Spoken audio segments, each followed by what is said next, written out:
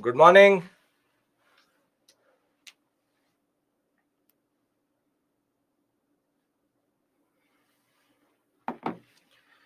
Good morning. Good morning.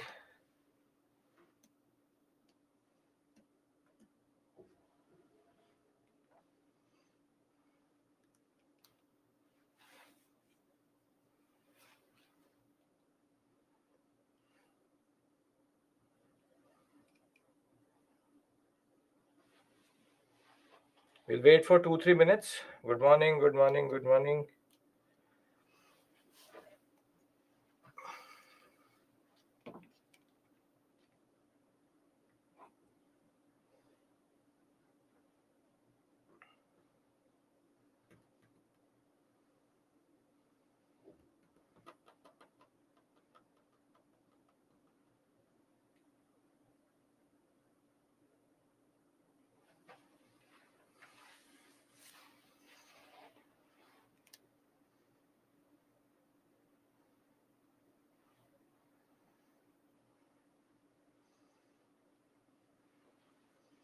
Yes, Pranay, we'll be discussing them today.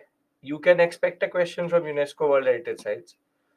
And Durga Puja previously came, Dholavira came. So, yes.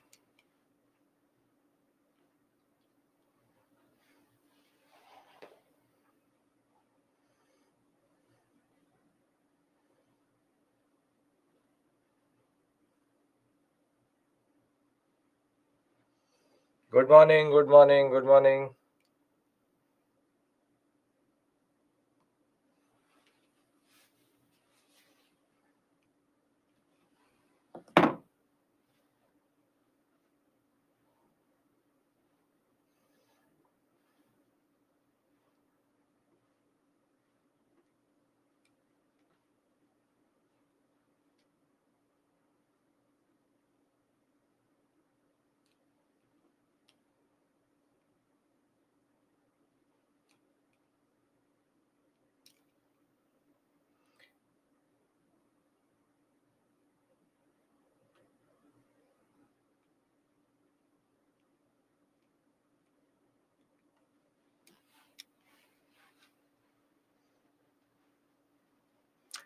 So, today's agenda, Abhinav, we'll start with schools of philosophy. We will then move to numismatics, two very big topics, 1 and 2. Thereafter, we will very simply move to another big topic, which is the literature part. Because if I do literature too late in the day, most probably you will faint. So I will plan accordingly. So we will have schools of philosophy, numismatics, and literature, three very heavy topics in the beginning. And thereafter, I have previous year questions from both mains and prelims both. We'll practice that also. And we'll look at the latest question, which is 2023 questions, which were basically Gupta and the lion concept itself. And over and above that, the different understandings based on the questions itself. And thereafter, we have smaller topics. So the agenda is very straightforward. We have to do schools of philosophy first. Once we have covered schools of philosophy, we will go into numismatics. Equally interesting. Now, this time, I will show you coins. We've discussed the history of coinage generally. Once we've covered numismatics, then we will move towards the discussion related to smaller topics. So, but I do not want to do smaller topics in the beginning because that can be used as a form of what we call a stress busting. So, tangible heritages, GI tags, awards, and honors, this we will do in the B and C part so that it's easier to understand and the heavier part is over. The heaviest part, which most of you will find very heavy, is this literature and all. We have pottery with me. I have these famous universities. I have brought this book also with me. So I would request you all to please take out your Nitin Singhania also. We will discuss that, what to do with Nitin Singhania. We have questions. And over and above that, we have to do regional schools of architecture also, the smaller little bit parts in that regard. These are the questions which you have to do. Here again, foreign travelers, an important topic, intangible heritage, miscellaneous. So I've mixed and matched. Today we finish everything with regards to your preparation generally. This is the handicrafts part which you have to cover from yesterday. Science and technology we've already done. We'll discuss G20, we'll discuss UNESCO, we'll discuss Patan Patola, and we'll discuss these other things. We'll discuss these questions also, mains questions. We'll discuss the latest GI, we'll discuss Central Vista scheme also. This is the heavy part, which I leave it to you when you want to do, which is literature. This is the heaviest of all, Shruti Smriti literature. Folk arts we will do again. We will do the story of what we call as Madhubani and all. We'll do folk arts also. That is again miscellaneous. So the day is dotted with multiple small and big topics. So it's not that we are not covering everything. Now, if you have your Nitin Singhania, you tell me, because I want to just discuss with you what have we covered and what we are going to cover today. Yes, fourth edition, if you have, that works. If you have the third edition, that also works, not an issue. When you have your Nitin Singhania, you tell me. Because I want to initially just discuss standard things with you.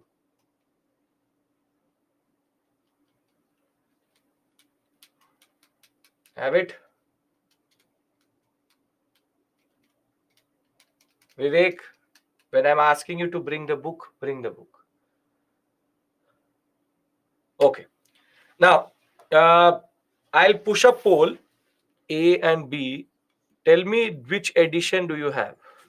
Because then I will accordingly talk about.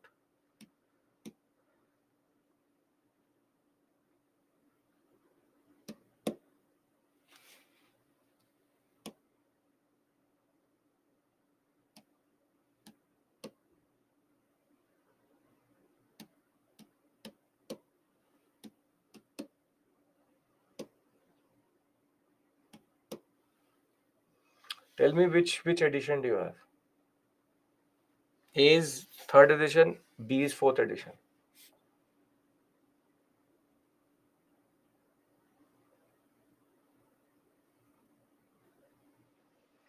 Perfect. So everybody more or less has fourth edition. That's a good thing. Okay. So for the third edition people, you only have to worry about 2 chapters which were added. See, first chapter is, and please pay attention, open the book with me so that I can tell you what it is. So first chapter is architecture, sculpture, pottery. This is a 95-page chapter. We have done Mauryan, we've done Harappan, we've done post-Mauryan, we've done Gupta, we've done temple architecture in South India. Other schools of architecture we will do today. Palasena, medieval, Mughal, and the modern architecture. The Parsi community and the architecture in Kashmir, not that important generally. If you want to read, you can read it. 2 pages, not a big thing. But will discuss the regional schools in that with regards to Jaunpur and all. So this chapter, sculpture is inbuilt into architecture, and that is why it becomes heavy. We have done sculpture, we've done architecture. Pottery, I will take 10 minutes and you will automatically realize what to do with pottery. So this chapter we will cover fully today, which we've already done 99% of it. Then there's a chapter which Nitin Singhania just added to increase the pages of the book in the fourth edition, which is edicts and inscriptions.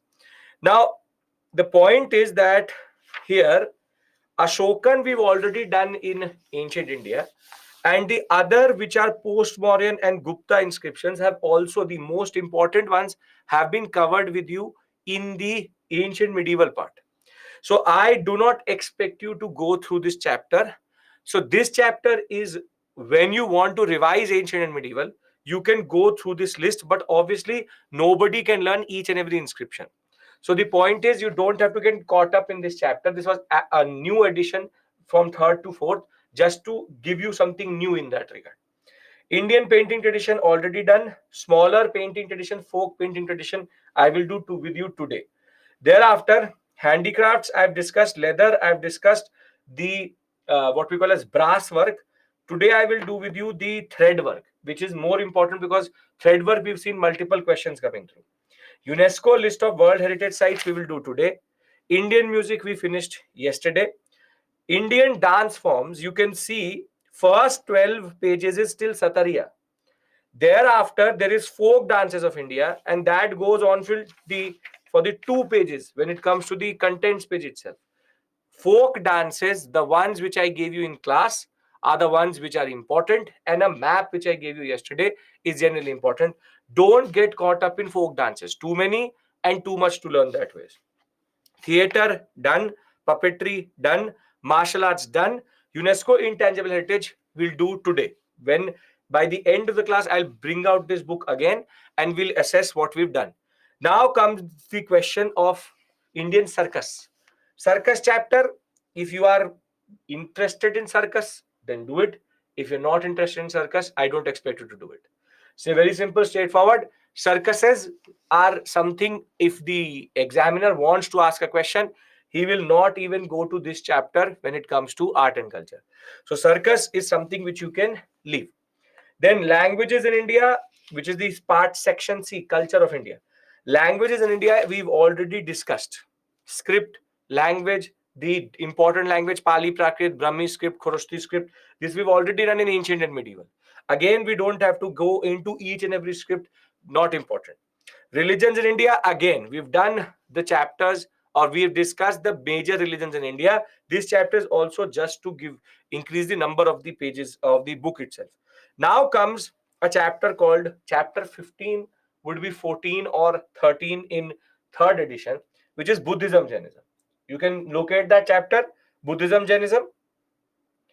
Yes or no? Is in front of you Buddhism, Jainism chapter? Yes? This chapter is a must read out of Nitin Singhania. Unlike all other his chapters, this is a very good chapter in Nitin Singhania. Buddhism, Jainism, be it third edition or 13th, third edition or fourth edition. This is a very good chapter, Buddhism, Jainism. So chapter on Buddhism, Jainism,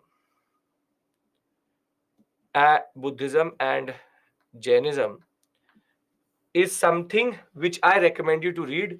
Very well written that way.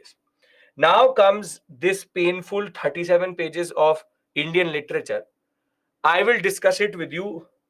But for example, Jain and Buddhist texts are important. We'll discuss about the Vedas. We'll also talk about the Hindu texts. But the regional texts you don't have to get caught up in. We've already done Sangam literature. We've already done the texts which are important vis-a-vis the different rulers. But this chapter again is something which is optional because you don't have to learn each and everything which is given in this chapter. It is very extensive and it is very, very hard to remember all of it. So in class, I will go through that painful part. But what I expect from you is to go through it once only you've covered everything. Then comes education in ancient and medieval India. In this also, I will do ancient universities with you today so that you don't have to worry. Schools of philosophy is in front of you right now itself. Cinema again is something optional, very interested in cinema. You want to develop it as a hobby, go through this chapter. If not, cinema, we don't expect a question. Science and technology through the ages, I will discuss with you again. And this was something which was asked this year in the examination. Shipbuilding, navigation, and the architectural technologies introduced by Delhi Sultanate. Calendars, we've already covered. What are the 3 calendars which are there in India? 3 calendars used in India. Tell me, what are the 3 calendars used in India?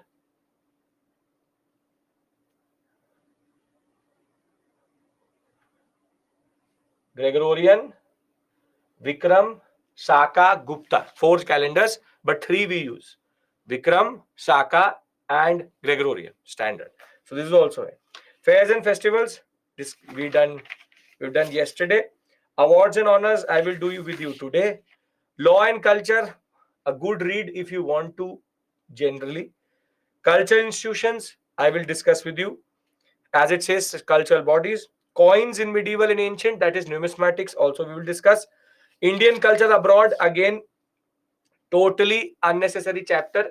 But now comes another chapter, chapter number 28. I don't know what the chapter is in for the third edition, which is India through the eyes of foreign travelers. Sure, you can, Ankit, no issues.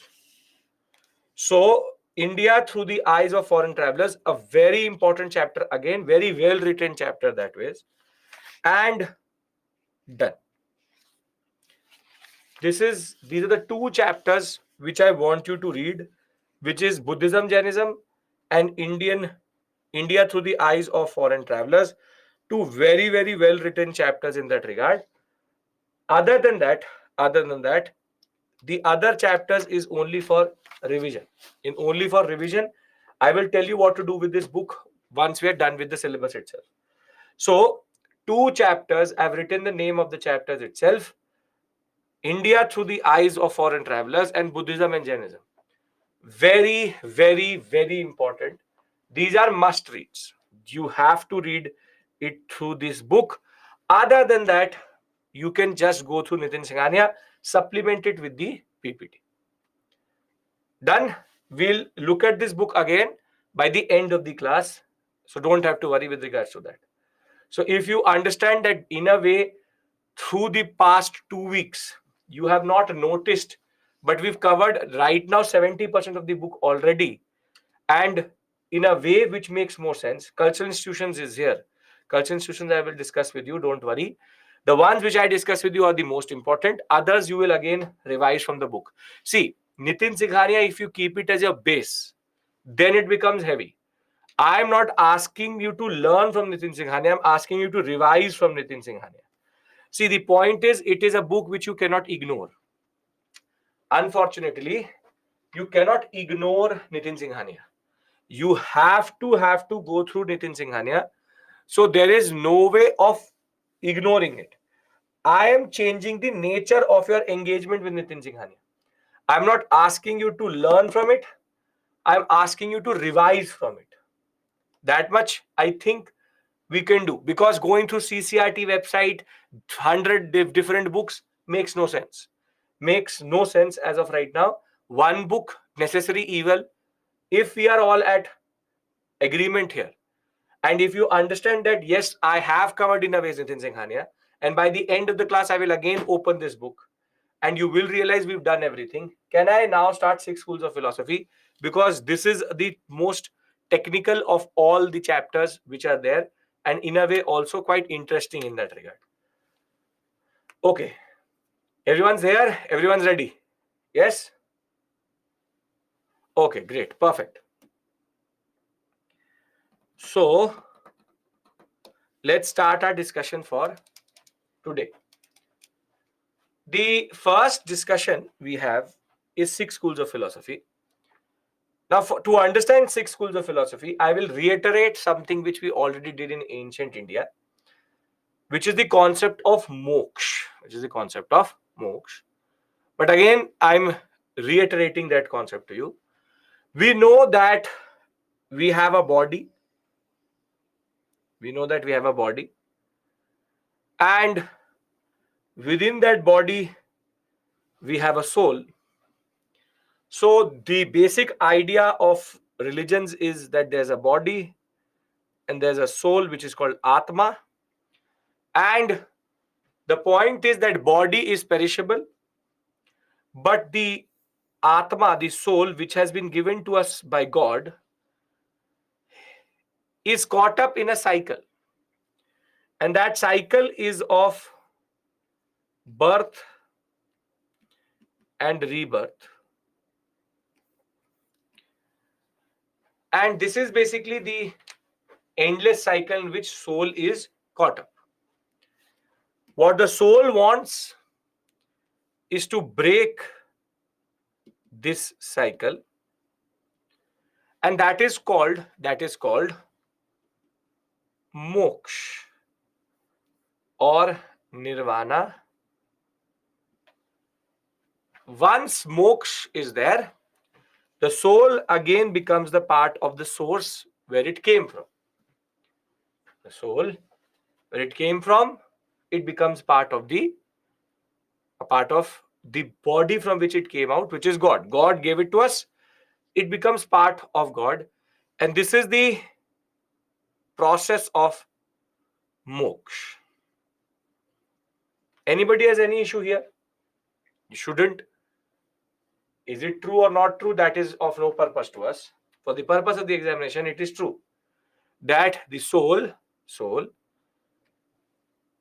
you have a life energy inside you, and you have a body, and within your body, the body dies, but the soul changes its body. How we change clothes, the soul changes bodies, and it is caught up in a very vicious cycle of birth and rebirth. That one, it is once it is born, it will then die, then born, then die. Therefore, birth, rebirth, death, birth, rebirth, death, birth, or birth, rebirth, which is death is something which is given, but the life energy which is inside you has been given by God. This soul has to go through this endless cycle, and in order to break this cycle, it has to do certain processes which we will discuss is different in different religions. But the point is, moksha is the process of getting what we call as a break for our soul from this cycle of birth and rebirth. There is birth and rebirth is given. Soul will get or will break this cycle. That process of breaking this cycle is called moksha. Moksha, nirvana. We've already discussed this concept in Buddhism, Jainism. Buddhism, Jainism. So, do you understand this concept? What is moksha? Moksha is when the soul gets liberation from the cycle of birth and rebirth. Is this point clear? Everybody, come on. Have to be more vocal in this section. Very technical. Okay. Yes, sir. Okay. Now, in Vedic Brahmanism, which is the first religion in the Indian subcontinent, Vedic Brahmanism, how do you get moksha?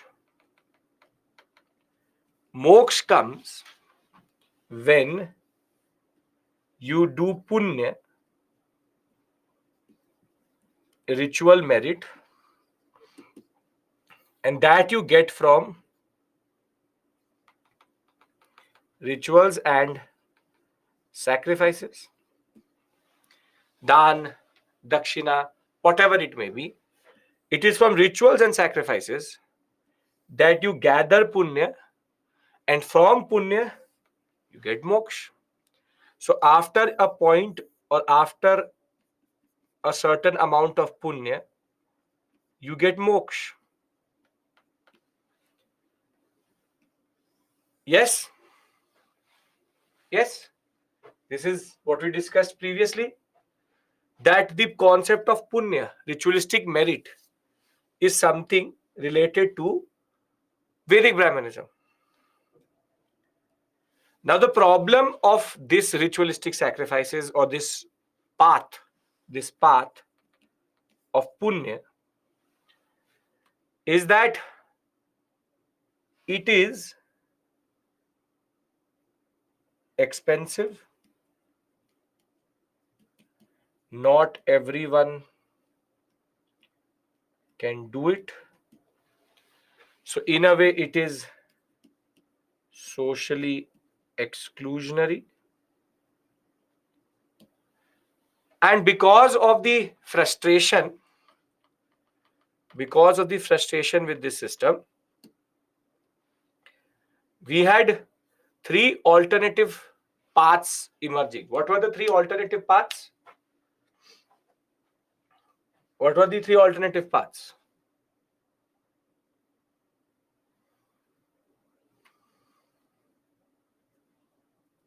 Very good. Ajivikism, Buddhism, Jainism.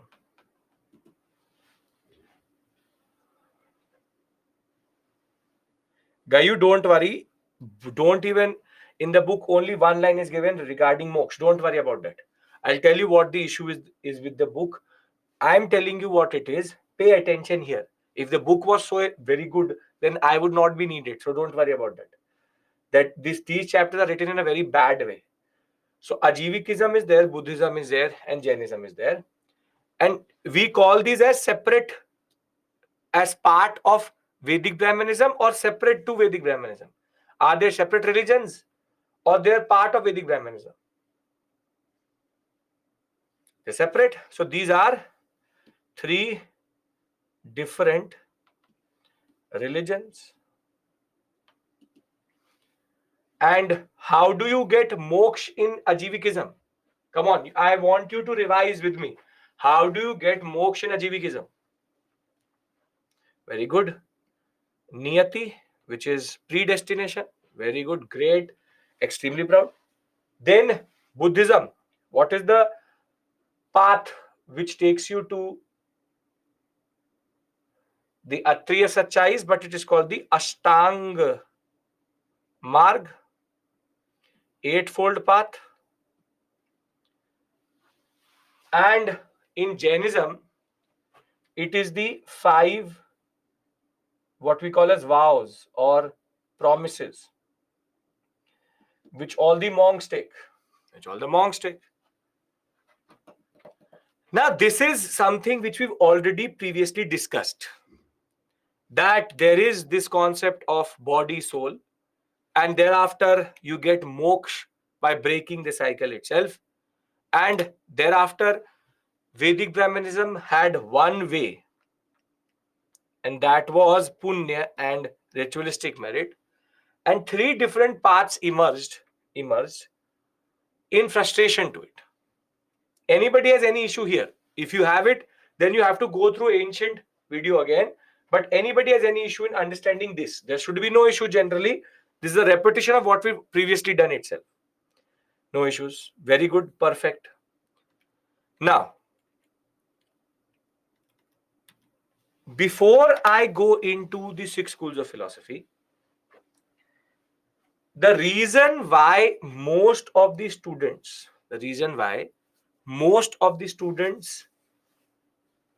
get confused here is because they become emotional. So what they do is that they try to find life's answers in this chapter of Nitin Singhania, which has none, and in these philosophies. The point is, do they work? Will they work? Or should I do it? Should I follow it? The answer to these questions are what?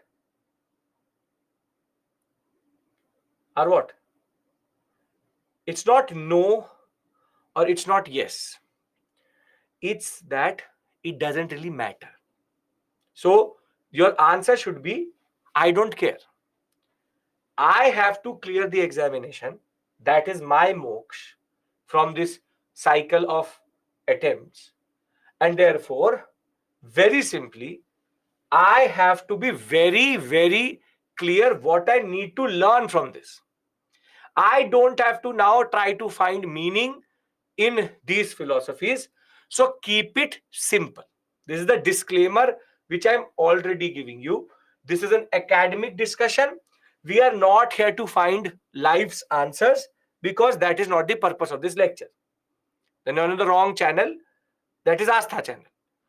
Now, if we understand this basic concept, then let's talk about these philosophies. Now, first and foremost thing, 6 philosophies are there. Are they within Hinduism or outside Hinduism?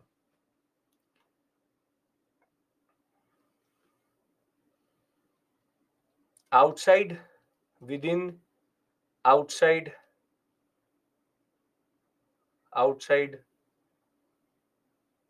mix match. Some of you don't want to say. What is it? Outside or inside? Within Hinduism or outside? Inside, within, outside, within. Now see, these three are outside. They are basically separate religions. But Because of the Vedic Brahmanistic path, which was based on rituals and sacrifices, there is also a internal churn or internal discussion within Vedic Brahmanism. So these 6 schools of philosophy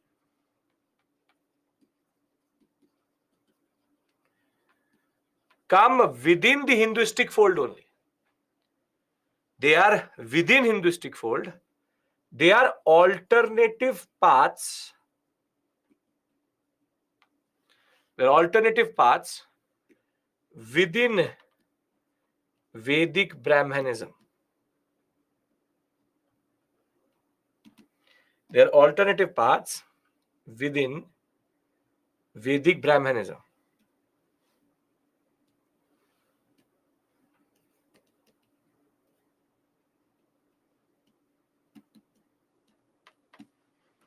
So understand this point. These are 6 philosophies, not religions. They are not religions. They are 6 alternative ways. They are 6 alternative ways to seek moksha other than Vedic Brahmanism Punya path.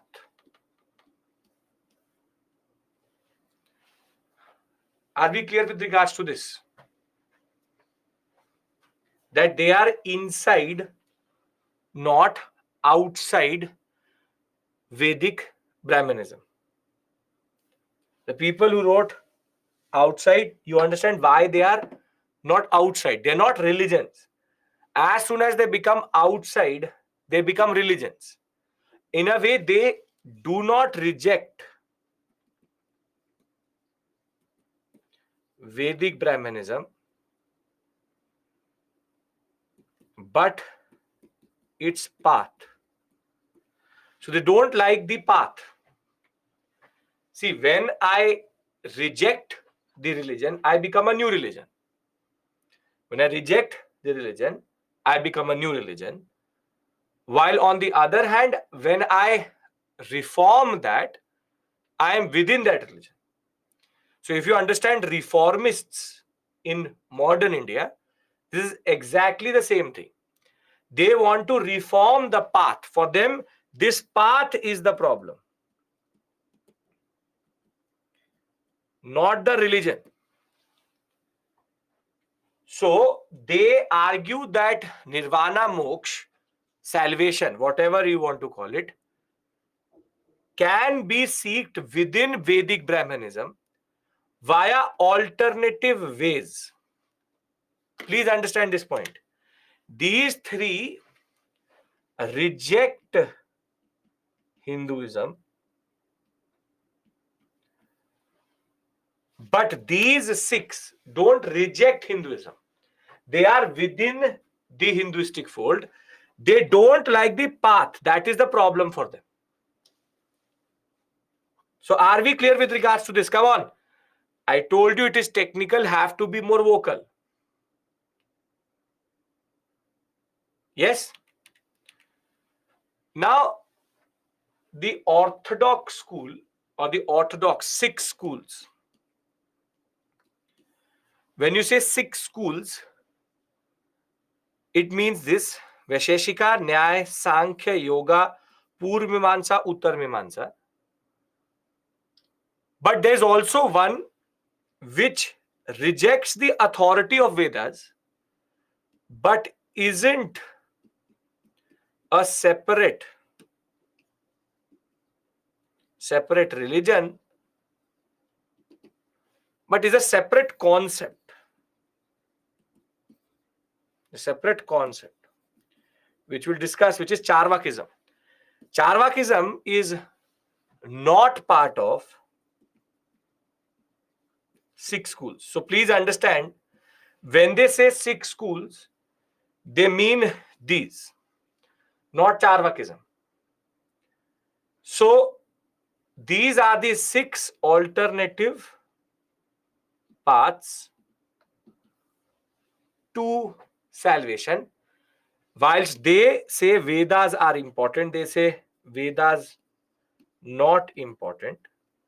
But what is more important to us is, how do you then get salvation within these 6 schools? If we understand this core concept, accept authority of Veda means that they believe in the Varna system. Sathak, that is always there. None of them reject the Varna structure. None of them, in a way, reject the core ideology. They all are the same. They see the difference between Buddhism, Jainism, Ajivikism, and 6 schools is those 3 are challenging Vedas. They accept the authority of Vedas, but they say that the path is wrong. The religion is not the problem, the path is the problem. So they say that we will give you alternative path. Understand this point. There can be 2 ways of doing something. One would be to say that I'll give you a very simple, straightforward example. That one would be to say that the syllabus I am learning is wrong. Therefore, I need to change the syllabus. So that is 2 different religions. One is that the syllabus is fine, but the problem is in the teacher. So I need to change my teacher. That is 6 schools of philosophy. Charvakism is also within Vedic Brahmanism. They say the text is the problem, but they don't say the religion is the problem. Understand this point. I have to clear the exam and I create a syllabus. The 3 religions say this syllabus is wrong. So follow our syllabus. That is religion. But 6 schools of philosophy say that the syllabus is perfect. It's just that the teacher who is teaching is the problem. So you should have 6 different paths. 6 different teachers tell you how to clear it. This is the difference. It is about, and Charvakism says that the syllabus is okay, but the book through which we are learning the religion is problematic. These say book is also okay. It's just the teacher. So basically, some say syllabus is wrong. Some say syllabus is perfect. Book is also perfect. It is a teacher who's the problem. And some say that the syllabus is okay. Book is wrong. And therefore, teacher is also wrong. So we need a new teacher. It's a very straightforward concept. I can't bring it down to a simpler level. It's no horse-potch. Pay attention. One say religion is problematic. The Vedic Brahmanism religion is problematic. So they create 3 new religions. 6 say that Vedic Brahmanism is okay, Vedas is okay, but the Brahmins are the problem. So we create 6 new paths to how to get moksha. The Charvaks say Vedic Brahmanism is okay, text is the problem. Let's not look at the Vedas itself. Let's develop our own alternative book, that is Charvakism. Get my point? If you will pay attention, it is not difficult. It is quite logical in that regard. It's very straightforward. This is where students get caught up in the examination. They tend to not understand what is the difference between a religion and an alternative path. I want everybody's assertion that you understand what is the difference between path and religion, and how these 6 schools, along with Charvakism, also are part of the larger Vedic Brahmanistic fold. But when the examiner says 6 schools, Charvakism is not counted, because Charvakism does not accept the authority of the Vedas. That's what's called unorthodox school. So can I now discuss the 6 schools of philosophy if we understand the core concept itself?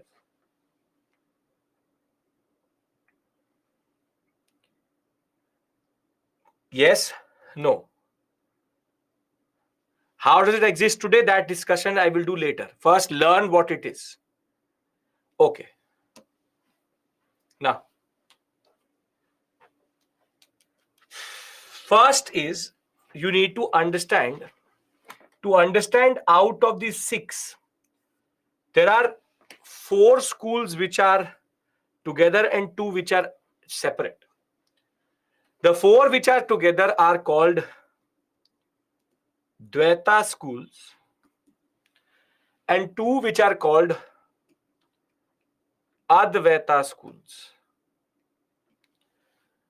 Dvaita schools are the Nyaya, Vaisheshika, Yoga, and Sankhya, or Samkhya, same thing. And here you have Purva and Uttar Mimamsa.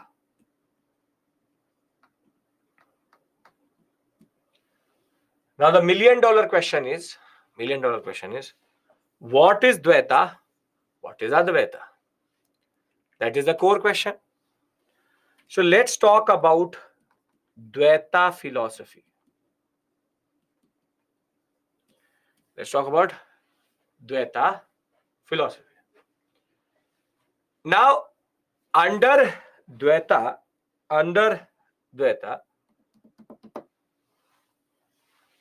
the concept is, now please pay attention, stop typing, stop looking at something else, because that will save our energy over this. So don't be distracted, pay attention. Dvaita philosophy says that the world around us, which is the world around me, can be divided into 2 parts. That's why Dvaita, dualistic philosophy. What is the Dvaita school philosophy? The whole world can be divided into 2 parts. Prakriti and Purusha. Prakriti and Purusha. Prakriti is the physical world around us. Nature, physical, material. While on the other hand, Purusha is the spiritual world around us, the intangible, the metaphysical. And when Prakriti meets Purusha, you get Jiva, which is living being. Very simply, your body is Prakriti. Your body is Prakriti, and your soul is Purusha. Your soul is Purusha, which is that if I have to look around the world, or if I look at the existence around me, right now, if I look at the existence around me, there are two types of worlds which are there. One is the one which I can touch. This book has a physical form. But does this book have a soul? Does this book have a soul? No. So this is Prakriti. This mouse, this screen, this Wacom, this boom mic, this pen, these are the physical things which are around me. These are the physical things which are around me. Anybody Prakriti issue? Prakriti, as it means nature. Everything which is physical, which is around you, is Prakriti. Anybody has an issue with Prakriti? What is Prakriti? Anything which is around you which has physical form is Prakriti. Issue in Prakriti? No. Now, As I speak right now, there is something metaphysical also around me. There's a certain type of what we call as energy, which you would have, which has different names in different religions. But there is something metaphysical, which is that I pray to God, a higher power. There is something which creates everything, which destroys everything. That is Purusha. Purusha is the metaphysical world, the world beyond this world, which we have not been able to comprehend. But the creator, the destroyer, everything, the spiritual world. And that spiritual world I cannot touch. Can I touch the vibrations, the life energy in this class? The life energy which is there in this class or around you. What is around you right now? There's an energy that is called the life energy, or the energy which creates everything, destroys everything. You want to call it God? Sure. Can you touch the power of God? The non-physical power which is around you? No, that is Purusha.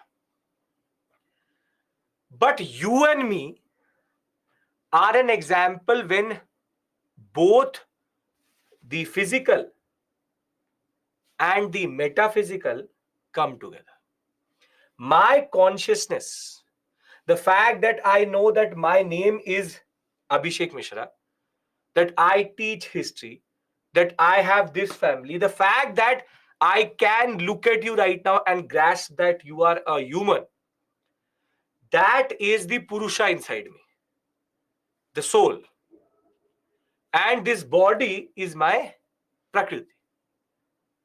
So, dualistic philosophies divide all things in the universe into two things: the physical and the intangible or metaphysical, something which cannot be touched, or the tangible and the intangible. And only when these two come together, you get a living object. Plants, animals, you and me are an example of the intersection of Prakriti and Purusha. Prakriti is body, Purusha is soul. Does it make sense? Dualistic philosophy or dualism or Dvaita. Why it's called Dvaita? Dvaita, dualistic. Two types of worlds. One which is physical, one which is metaphysical, one which is Prakriti, one which is Purusha, one which is body, one which is life energy. So I am, you are, everybody, all the 8 billion people on this planet are an example of how Prakriti meets Purusha. Do we understand Dvaita? Because if you understand Dvaita, then Advaita is going to make sense a lot. I want everybody's yes. A lot of you have not written yes. I want everybody's yes. I don't care what you're doing right now. I want your yes. There are more people in the class than actually comments. So I want a yes, that do you understand Dvaita? Because if you understand Dvaita, then teaching the first four are very straightforward. If you're writing, if you're confused, what are you confused about? What are you confused about if you write? There is 95% of the class is totally clear about this. What is the confusion? Prakriti is the physical, Purusha is the non-physical, intangible. Which energy, sir? What energy? You are literally, it's a philosophy. It's not literal. You tell me, Vivek, very simply, the energy which is inside you, which is making you ask this question. Can you touch it? Can you touch your soul? Then what is the issue here? There's a physical body which you can touch, and there's a non-physical body which is inside you. So this is Prakriti, your soul is Purusha. There is an energy which is around you. You don't see it, but higher consciousness, when you will become spiritual, when you will start to meditate, you will feel that energy. If you can't feel it, take it for granted that there are two types of forces around you. And that is not something which only Hinduism says. Be it Hinduism, be it Islam, be it Christianity, be it Buddhism, be it Jainism. We have all students here, and they can vouch for the fact that all religions talk about two energies. One which is the godly power, which is Purusha, and you call the god anything, doesn't really matter, but that energy exists. And one which is the physical world. Am I wrong to say that all religions in a way accept the concept of two major energies, which is the physical and the metaphysical? Yes. Be it Sikhism also same power. Sikhism, Hinduism, Islam, Christianity, any religion, same concept. That is why I told you, pay attention, because it is a little bit over the top. Is it right or wrong is of no purpose to me. Sure, what we call as dark energy, dark matter, that is your metaphysical. You can't touch it. Photons can be the energy which is there in the whole world itself. But try to understand. Now we are becoming emotional. Now you are trying to find meaning rather than taking it at face value. There is, according to Dvaita school, two basic concepts. Prakriti Purusha. Can I now move to the discussion related to the four Dvaita schools and how do they talk about the world? Yes?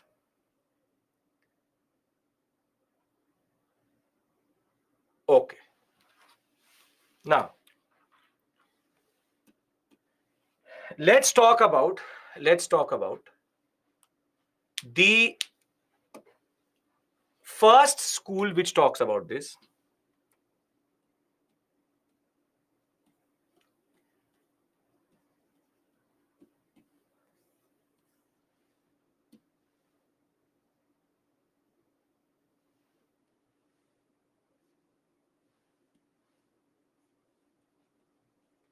It's called Sankhya or Sankhya. See, I, as of right now, don't care about who is the saint and all. Let's understand the core ideology. I'll give you a table which is comparative, and then it will also make sense to you. Now, Sankhya is the believer in Dvaita philosophy, believes that the world can be divided into two: Prakriti plus Purusha, and the way to salvation is knowledge. Knowledge gained through experience. That is called sensory knowledge. Now, what do you mean by sensory knowledge? The way to get salvation is to gather knowledge. When you've gathered that knowledge, you will be able to transcend this body and become part of God. Therefore, you will get moksha. But what do I mean by sensory knowledge? See, sensory knowledge says that I have five senses. I will use my senses to, see, feel that, this is a remote. So I will have cognizance of this. I will have interpretation of it. And I will come to a conclusion that, this is a remote. Then I will use my sensory knowledge to see, this is not a remote, but it's a book, because I was able to touch it and its feel was different. The point was that everything in this universe can be understood through senses. So what you see, what you hear, what you smell, what you taste, and what you feel together can give you a knowledge. It is that knowledge which will lead to salvation. which will lead to salvation. It is sensory knowledge which is going to lead to salvation. So, senses when I'm going to use, then I will get knowledge. To be very precise, what are the technical terms which are used? Started by the person called Kapil Muni. He is the saint who talked about it. He said that the world is Prakriti, and when it meets the spirit, which is Purusha, Jiva is born. Jeev is, or the body is, a binding of Purusha and Prakriti. It's a dualistic philosophy which argues that when you acquire sensory knowledge through perception, through inference, through hearing, then you get the knowledge to get salvation. So, very simply, the words which are mostly associated with Sankhya is real knowledge or sensory knowledge or experiential knowledge. Experiential knowledge that I will experience and I will get to know. This is what Kapil Muni talked about. So his alternative path to salvation was knowledge. So if I make, for example, one slide here, if I make a table, of all dualistic philosophies,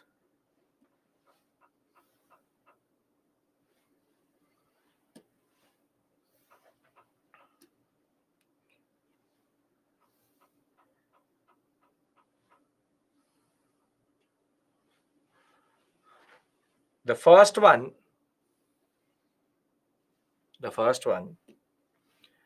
is Sankhya,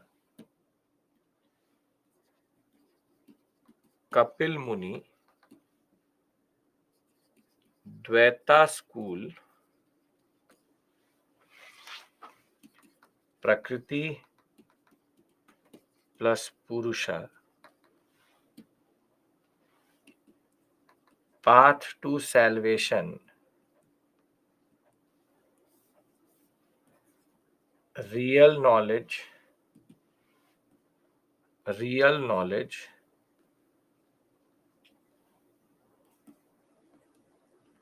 sensory knowledge through inference, senses, and perception. You can remember this much? In the examination, if it says real sensory knowledge, will you be able to associate it with Sankhya?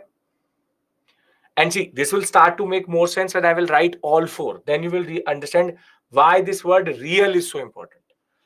The word real is very important because this is the type of knowledge which they talk about, which is sensory. What I hear, touch, and feel is what gives me knowledge, and that in turn will give me salvation. Now I know there's a very big question which is inside you right now. Very big question, and it's trying to take over, but you don't want to ask me. The point is, sir, then how does it work? This is the question you want to ask me right now. That, sir, how does sensory knowledge lead to salvation? I can see it on your face. It's like something which is going to burst out. So I will tell you the answer to that question. And the answer to that question is, I really don't care. And the point is, does it work or it doesn't work is of no purpose to us, and is of no, the examiner will not ask you, does Sankhya philosophy work? I will get my 2 marks out of this question, or 10 or 7 out of 10, and I will move on. I don't care if it works or not.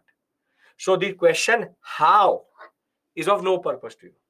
This is the emotional aspect which you have to keep away from this discussion. So can I move to yoga if Sankhya is clear? who feel what? Who feel Prakriti Purusha? What you can feel is Prakriti. Purusha you cannot touch, it is intangible. Can I talk about yoga?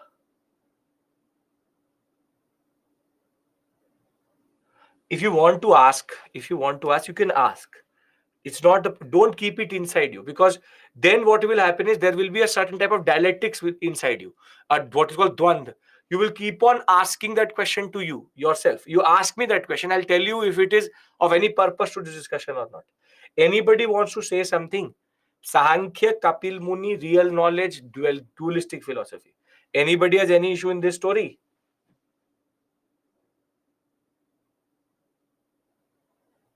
What is not getting? What is real knowledge? Yeah, knowledge, you understand.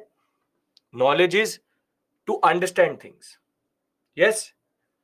Now, according to them, knowledge is real when it is based on all senses, which is when you use all your senses, and they use these big words, which is that you have pratyaksh, perception, that I perceive this object, then I infer it, and then I can't hear it, then I touch it, and then I come to a conclusion. See, I can gather knowledge in different ways. I can gather knowledge in different ways, which is that I can gather knowledge from you, from someone else, somebody can tell me. But what Sankhya is saying is that no, that knowledge is not important. Real knowledge is which you gather yourself through your senses, which is the knowledge faculty which God has given to you. Now, getting the concept of real. This word real means gathered by oneself in that regard through their experience. That is why experiential knowledge. Now, does it make sense?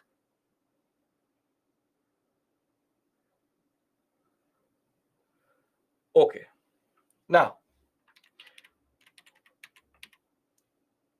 Neha, you asked me this question. If not written, yes, you have to tell me if this made sense to you.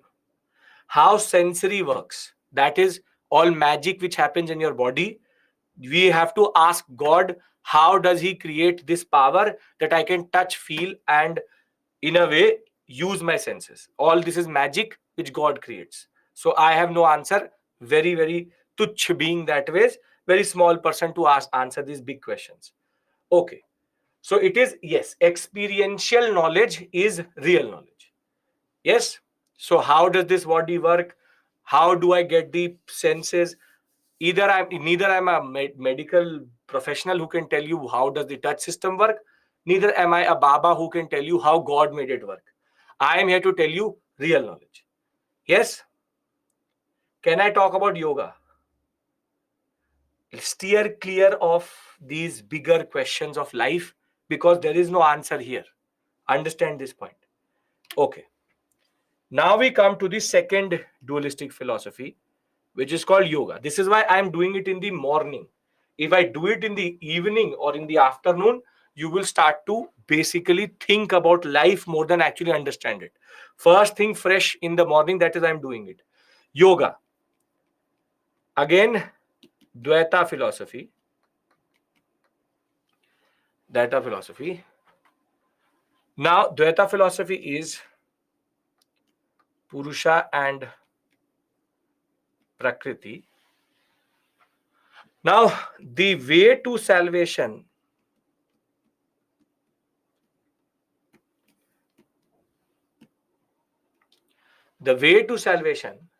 is very interesting. The way to salvation is physical application of body, which is pranayams and asanas, to control Purusha through Prakriti, which is that I control mind through body and body through mind. Prakriti by Purusha, Purusha by Prakriti. The concept is meditation, asanas, and physical, what we call as physical manipulation of body. This is what yoga is, isn't? Yoga controlling your body through your mind and your mind through your body. That is the core philosophy of yoga. Yoga, in a way, talks about Hiranyagarbha is the one who started this concept, will be systematized by Patanjali, and Purusha is distinct from Prakriti, that is why dualistic. Salvation is through meditation and physical application. Asanas and pranayam are used for concentration, control over sensory pleasures and your senses. And this is something which they actually picked up from something which the Buddhists were also talking about, which is contemplation, meditation, and concentration. So, very simply, yoga, which is which is not Kapil Muni, Hiranyagarbha,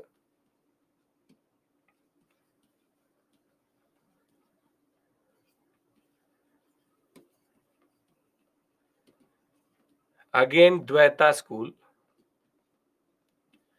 they argue very straightforward that the path to salvation is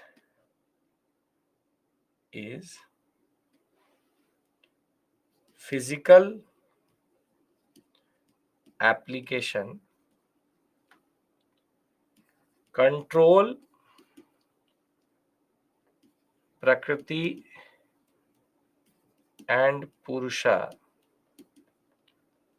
through asanas and pranayams,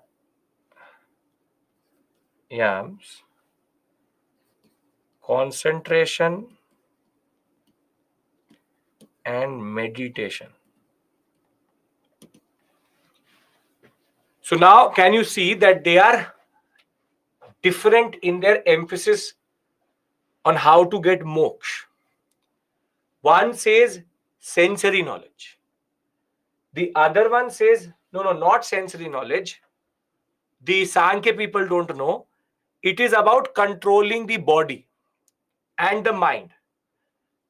Through pranayams, through the concept of asanas, I can control, and if yoga done at a very, very serious level, when you start to control your chakras, then mind and body can be controlled. So yoga says it's not about gathering knowledge. It's about gathering, or rather knowing your body in such a way that you control the life energy, and at the same point of time it's about controlling the life energy so that you can control your body, which they call chakras, which is the concept of life energy.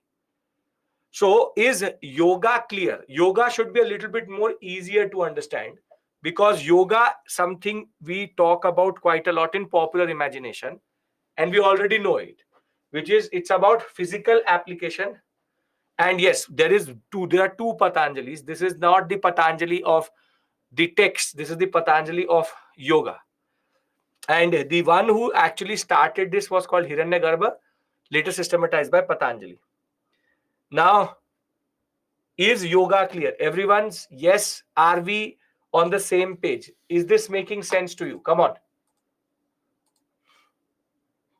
Yes? Okay.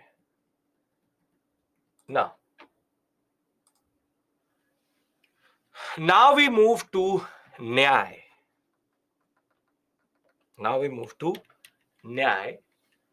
Which is the next school.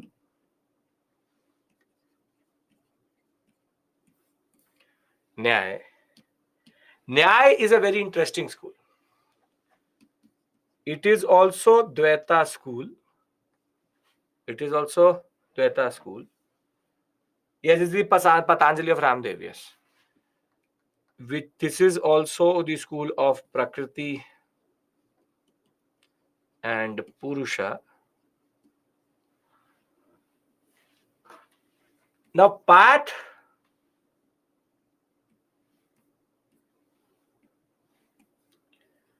paths to salvation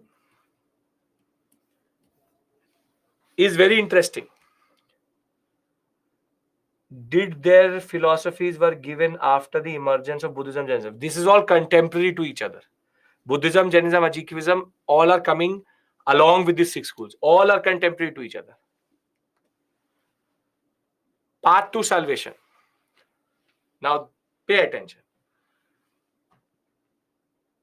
It is to gather right knowledge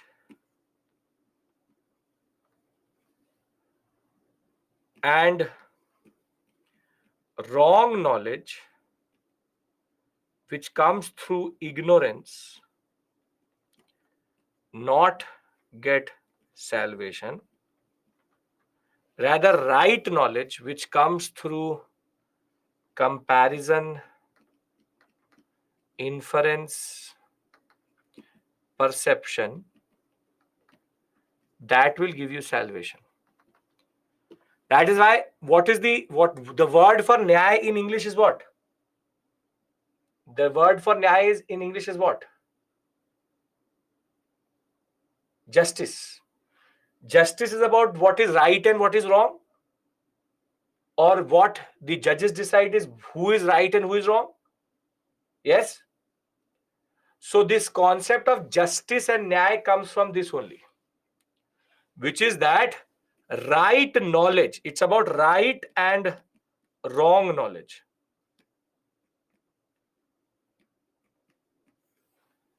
If you get the right knowledge, you will get salvation. If you get the wrong knowledge, you will not get salvation. Now, here you see it in a comparative perspective. You have Sankhya, who says that knowledge which is through sensory means. But Nyaya says no. Not everything which you see is the right knowledge or the right thing in that regard. Meaning that if I have two bottles in my hand, for example, and these two bottles, or rather, let's talk about these two. These two are remotes. But are they the same thing? Are they the same thing? No. So now Sankhya will say both are remotes irrespective because my touch, feel, and purpose is the same. But Nyaya will say no. This is a different remote. This is a different remote. Because by comparison, I can make out that these are different remotes. A very good example of this would be, for example, how we study for UPSC. Sankhya would say, Google everything. And whatever you see on Google is right. Nyaya says no. Not everything which is available as a resource in the market for UPSC is the right knowledge for UPSC. Are you getting the difference between Nyaya and Sankhya? Sankhya says, right, how to study art and culture. First link which comes, look at it. That is real knowledge. That is what knowledge is. But Nyaya will say no. Watch 3 to 4 videos and decide which is the right knowledge, which is the wrong knowledge. This is what UPSC aspirants do not understand, which is that when you have the right resources but the wrong knowledge, then you don't clear the examination. That comes from overconfidence or that comes from trust issues. When you trust the process, trust your teachers, and you have the right knowledge coming out of the right teachers, then only you will clear this examination. That is the difference between Nyay and Vaisheshika. But Nyay doesn't say that whatever I am saying, you take it at face value. You compare. You have the right to compare.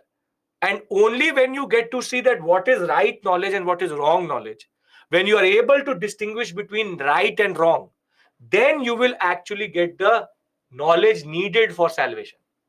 So in a way, for according to Nyay, everybody on the path of gaining knowledge is not going to get salvation. It is only who will get the right knowledge who will get the salvation in that regard. No, it's not related to karma. It's not related to karma. It's about knowledge. It's about gathering knowledge. See, I can give you a book. I can give you this book. Somebody will read it and somebody will read it. Two people will read it, but will have different sets of knowledges. Somebody could have the right knowledge, somebody could have the wrong knowledge. Same thing which I teach in class, you could be understanding it in a different way, someone else could be understanding it in a different way. But the point is, the right path is important, right knowledge is important. Are you getting my point? How Nyaya is different from Sankhya. Sankhya and the concept is, see, here you have, I'll read it out to you first. Gautam Muni, he talks about acquisition of knowledge through perception, inference, comparison, testimony. It's the logical school, logic for attaining knowledge, human suffering from wrong knowledge. So it is similar to the karma concept of Buddhism, not the karma concept of Hinduism.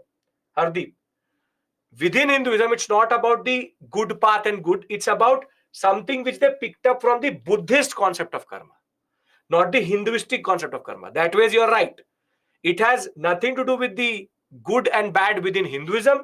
But yes, they picked up from the concept of no karma, which is outside Hinduistic philosophy, which is Buddhism. So the simple, straightforward concept is, we have Gautam Muni.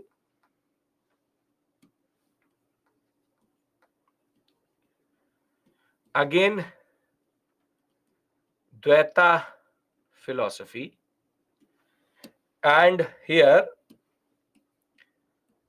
path to salvation. Path to salvation. It is not a subset. It is in no way a subset. Don't say that Nyaya people will kill you. It is not a subset. It is a correction.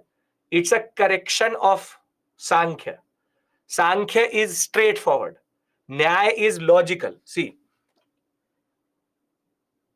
it is to acquire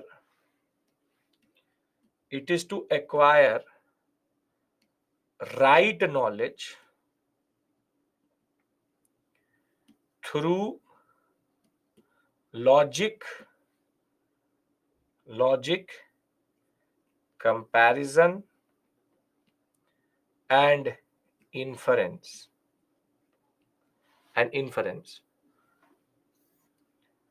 Wrong knowledge comes from ignorance. Sankhya, real knowledge. Nyaya, right knowledge. Yes. So, see, very simply, very straight. It's a very beautiful way of understanding it. For example, I have a set of knowledge.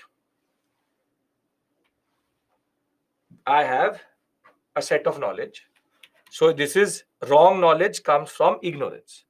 So you have a set of knowledge. Now what the Sankhya people will say, all this knowledge is right knowledge. And the word which they use is real. According to them, everything is perfect. But the Nyaya people will say, no, this much part is right, this much part is wrong. And therefore, this knowledge will get you salvation. This won't. And therefore, you can see there's a kind of competition between Nyaya and Sankhya. In a way, Nyay undercuts the concept of Sankhya. Nyay undercuts Sankhya. Sankhya says all knowledge is right. They say no. That is why, see, this is called the sensory school. This is called physical school, and this is called logical school, because it's based on logic. It is very simply based on logic. It's based on logic. And you can see it yourself when you prepare for the examination. There will be multiple sources, there will be knowledge. Everything on the internet is knowledge. But somebody says the earth is flat, that is also knowledge given on the internet. And somebody says that the earth is round. Who has the right knowledge? Sankhya, yes, Sankhya includes both right and wrong knowledge. But Hardeep, Neha, how are you able to say that it is round? Because you used your logic, you used your understanding, you used your perception, you used your comparative understanding. But a Sankhya person will say flat earth is also right, and geoid is also geoid is also right, which is round is also right. So this is the point. Nyay, in a way, has a distinction between right and wrong. That is why justice, logic. Sankhya includes both. That is the basic point. Right? Are these two clear? Because knowledge, there will be one more school now based on knowledge, which is Vaisheshika. Nyaya is taken from Buddhist or vice versa. Both are contemporary to each other, Ashwin. So as Hardeep said, the concept of right view, right, the Ashtang Marg, that concept is picked up. But here, that right is not taken. For them, right is good. That is what Hardeep also said. It's not about the concept of good and bad. It's about the concept of right and wrong. Factually. Getting my point? Ashwin and Hardeep, these are two very good points you've made. In Buddhism, right and wrong is good and bad. But here it is not good and bad. It is right and wrong in a way of knowledge as a perception of factual. The point is these two are remotes. But the right, this is Sankhya's understanding. But Nyaya's understanding is this is an AC remote, this is the remote for lights. So they are able to distinguish between the different ideas. If I say both do the same thing, that is the wrong knowledge which you are seeing. Both don't do the same thing, just because the Sankhya will argue because both are remotes, both have the same purpose. Is this right knowledge? That by virtue of just being remotes, they do the same thing? No. So Sankhya says because they are remotes, they do the same thing. Nyaya says yes, they are remotes, but they have different purposes because they are related to different things. Get my point? How Nyaya and Sankhya and Yoga are different to each other, specifically Nyaya and Sankhya. Because I now want to go to Vaisheshika, which is the most interesting and the most advanced in that regard. Okay, let's talk about Vaisheshika.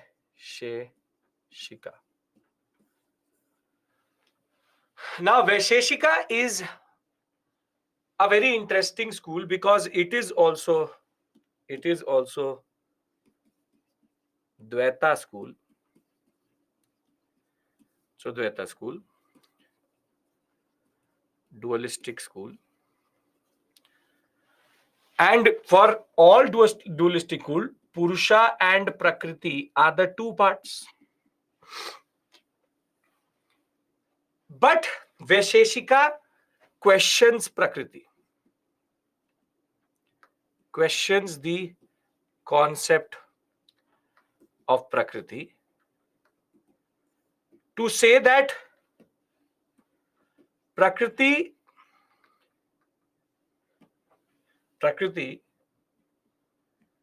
is not one homogeneous whole. Rather, the understanding that Prakriti is made of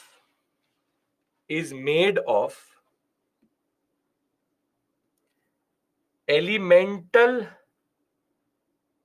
or elemental bodies or different elements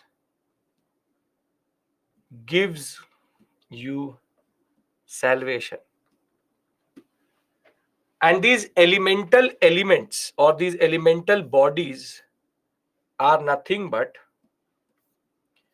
water, earth, fire, sky, air. And it's a very interesting thing. This school is called the atomic school. It's called the atomic school. It's called the precursor to physics because it argues Nyaya is first or Buddhism is first. Both are together, contemporaries to each other. The concept of tattvas, the concept of the five elements, is something which comes from this concept itself, which is that Vaisheshika says that the people of Nyaya are useless, the people of Sankhya are useless, because they think that Prakriti is one whole. No, Prakriti is its five different elements, and everything has a property because it is related to or because it has different what we call as elements as high or low. Something is hot because the fire element is high, something is cold because the water element is high. Very simply, Vaisheshika talks about further a very interesting thing, comes from the founder Kannada Muri or Kannada. It is the school of pluralism and atomism. Earth, water, fire, air, sky combine to become matter, which gives different qualities to different things. Matters are made of, or matter made up of atoms. Consciousness is due to Brahma, which is God. So, according to them, God gives us consciousness, which is the soul, which is God's atoms, and everything is made out of smaller atoms. Suffering is due to, again, ignorance, and salvation will only come through pratyaksh and anumana, which is again perception and inference.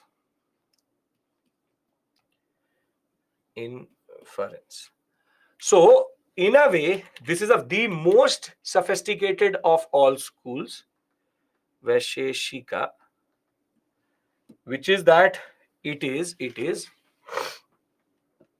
the Kannada Muni Dvaita philosophy and path to salvation is understanding that Prakriti is made up of the different elements. It is the atomic school, or the plural school, and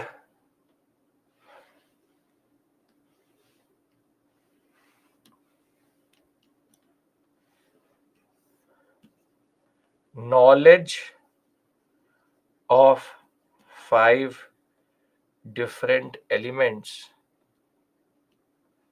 is necessary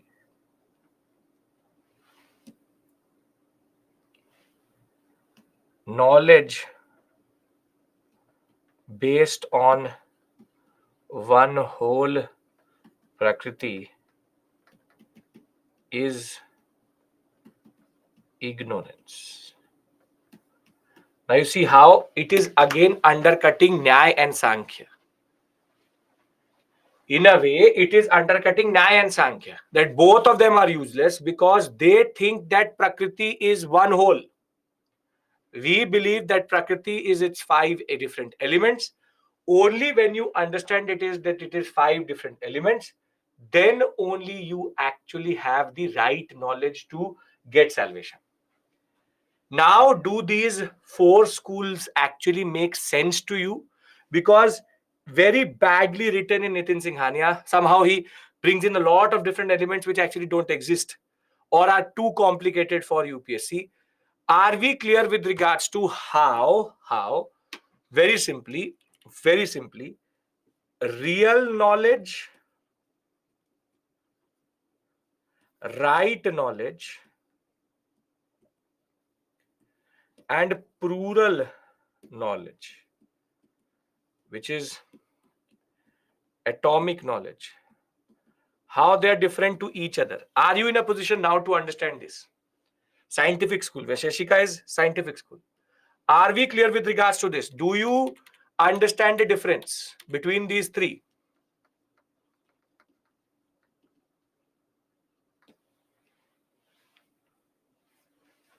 Can we call these philosophy schools progressive in nature? Sure, why not? You want to call them progressive. Atomic knowledge is tough, but it is straightforward. Everything can be divided into its elements. That is why it is the concept of elemental knowledge. If you understand this, I'll give you a break, because if I start Advaita now, you will mostly faint. So I'll give you a break, exactly 1.5 hours. If it makes sense, we come back and talk about Uttar and Purv Mimamsa, which is Advaita. That is a totally different concept altogether. Are we clear with regards to these 4? Can I go to a break knowing that you understand these 4 and their basic contours? Everybody who is here has to answer, then only we take a break. Yes?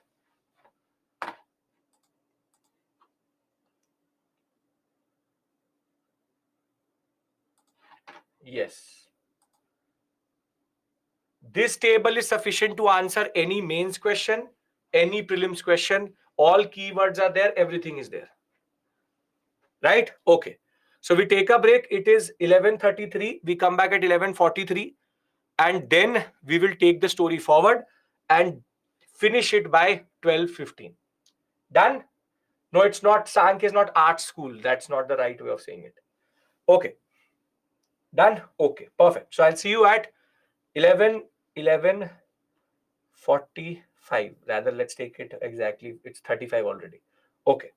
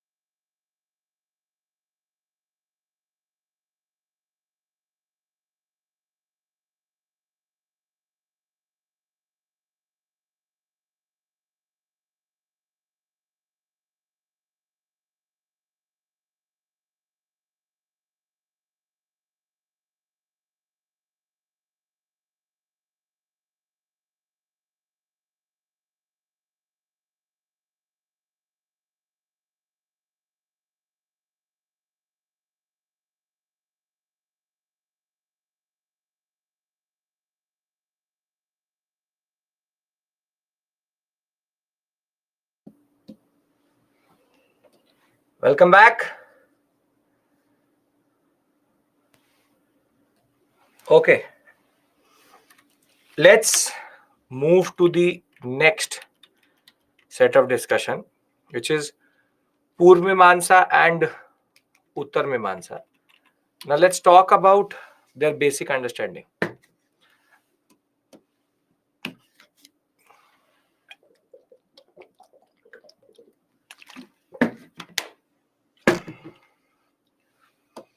Okay.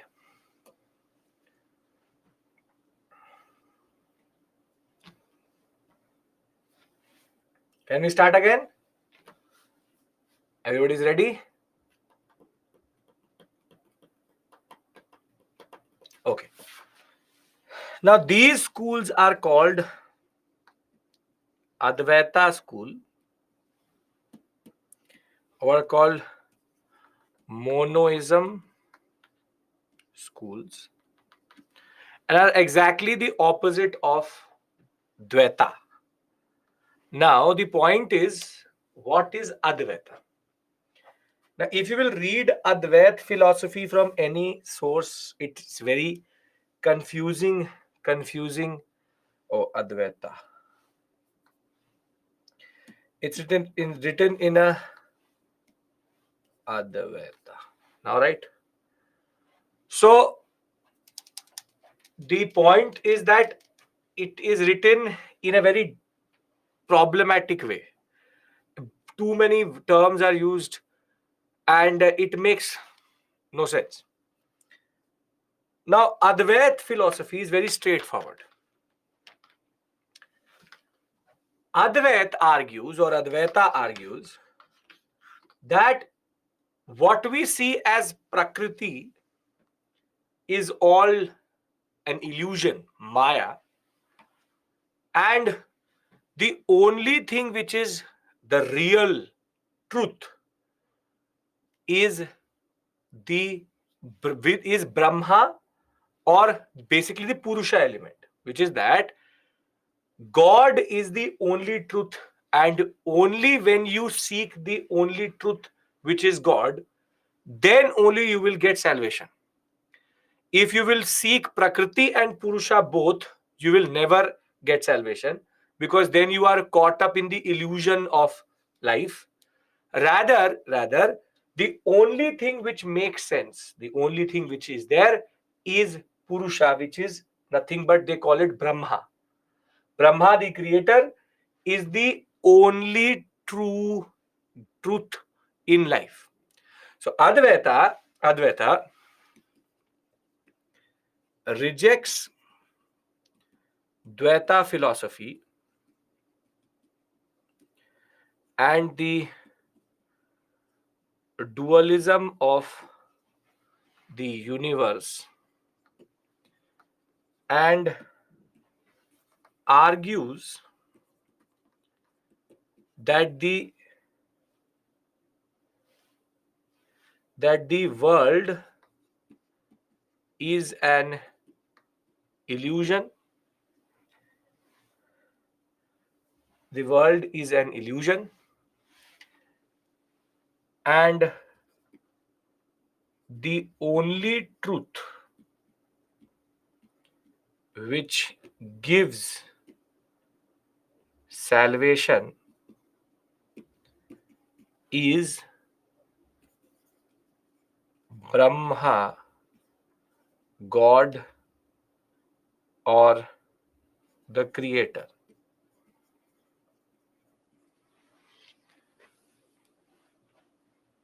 Or sometimes they write it like this also.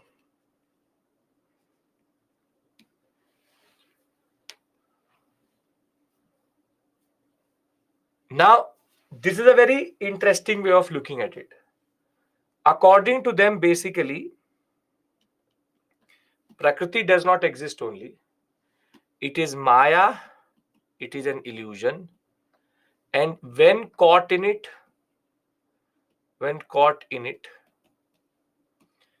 you will not get salvation.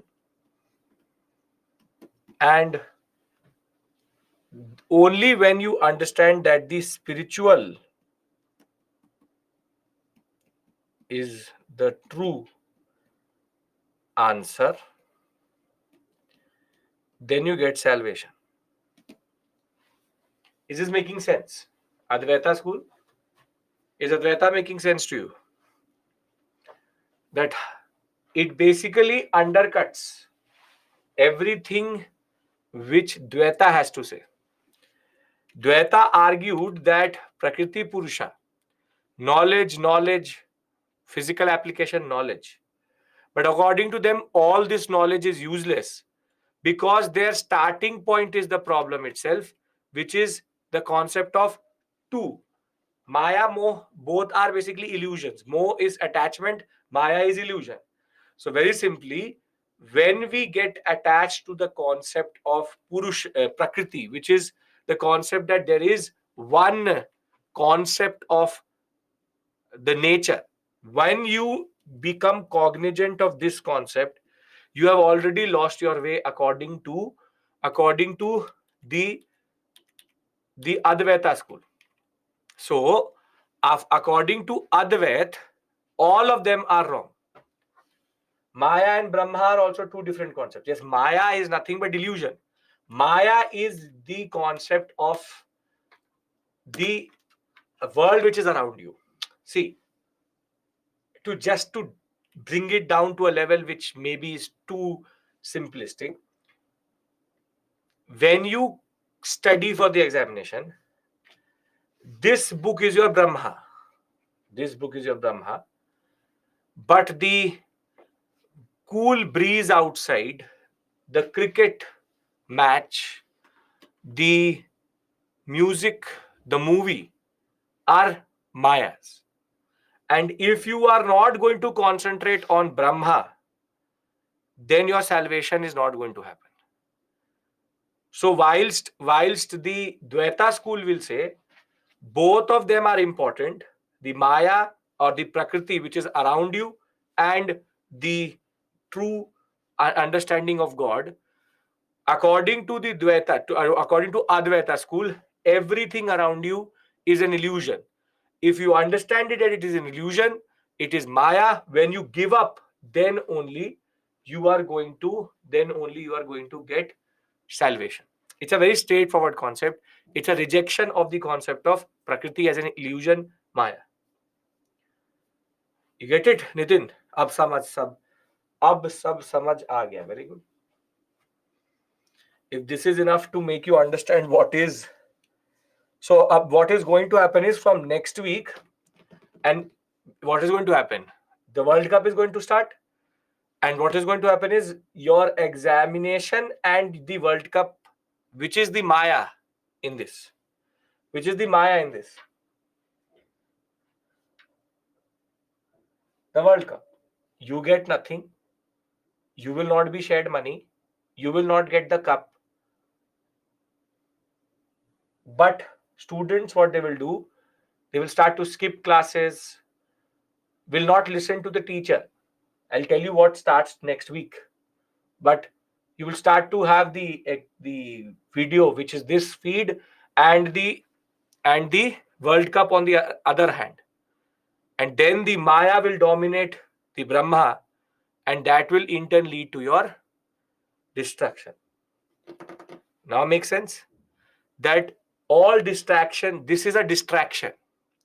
If you get distracted by the world, then you will never seek the real truth, which is God. That is the concept of monoism, the concept of Advaita. Yes, if you understand the basic concept, I want to discuss the two schools, but within the two schools, the concept is what we call as Vishisht Advaita and Advaita, which is Shankara and Ramanuja, which I have to discuss with you. Can I now shift to the other two schools? Uttar Mimamsa, Purv Mimamsa. Yes, okay. So, you have Purv Mimamsa.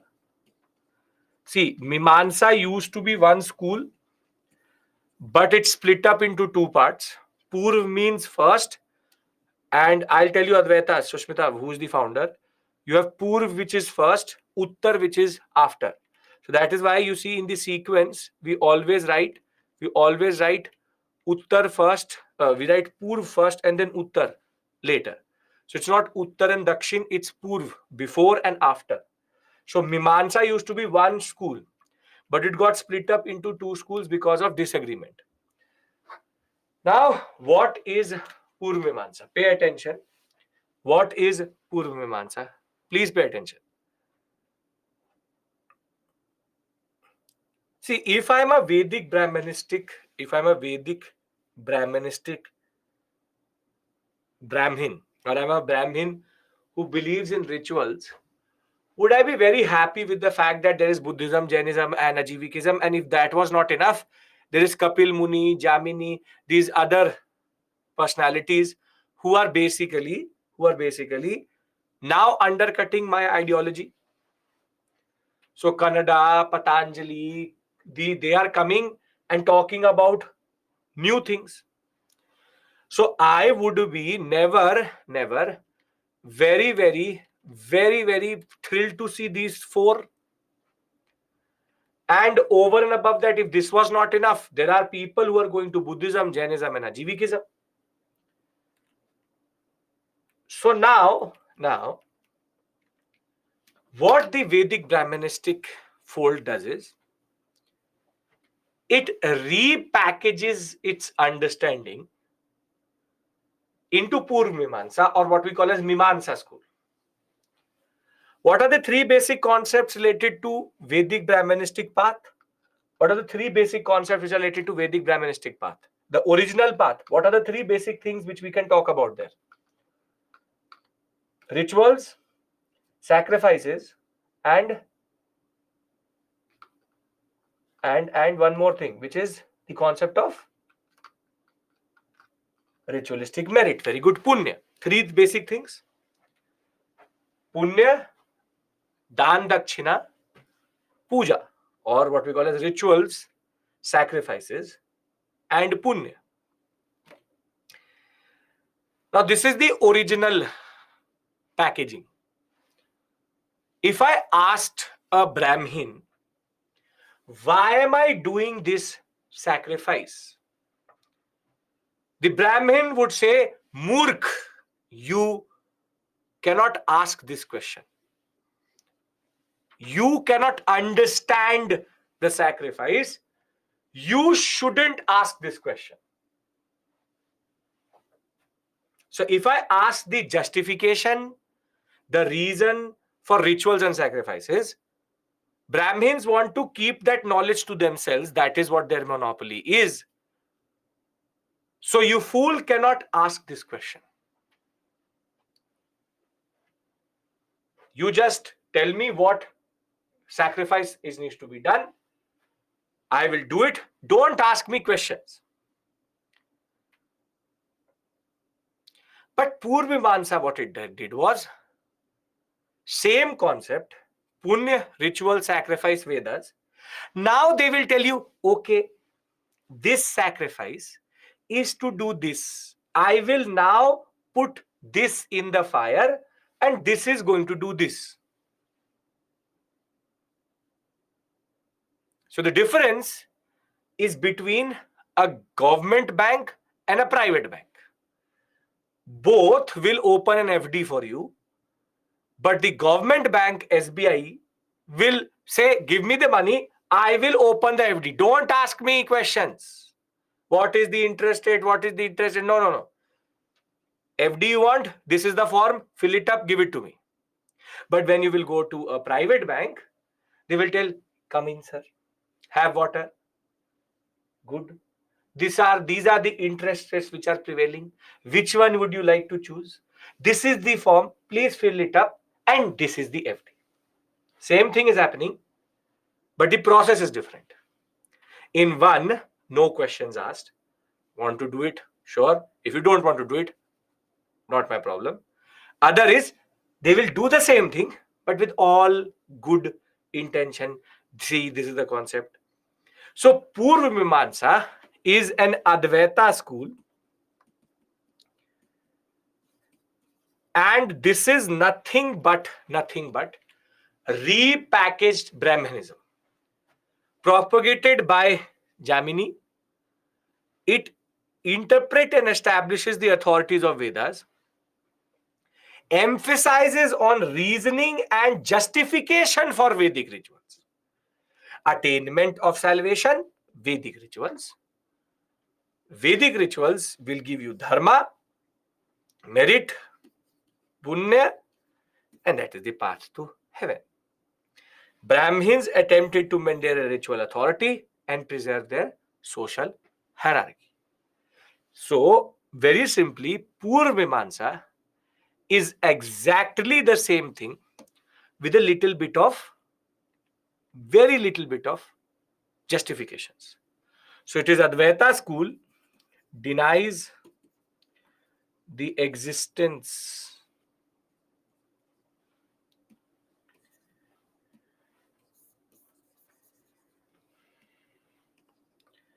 as the concept of Prakriti and Purusha,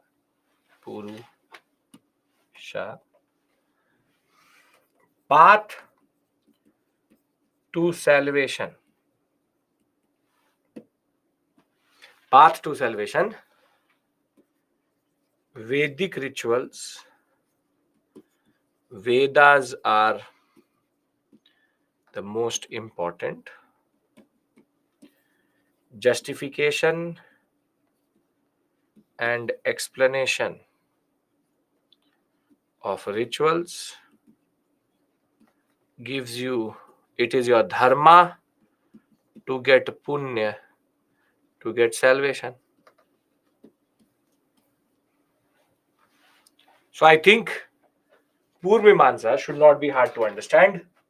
It is just repackaged Vedic Brahmanistic process. So for them, still the concept is very straightforward. Sacrifices and rituals. But this time they will just tell you why they are doing it. Previously they did not tell you why they were doing it. Yes? Anybody any issue with Purvamimamsa?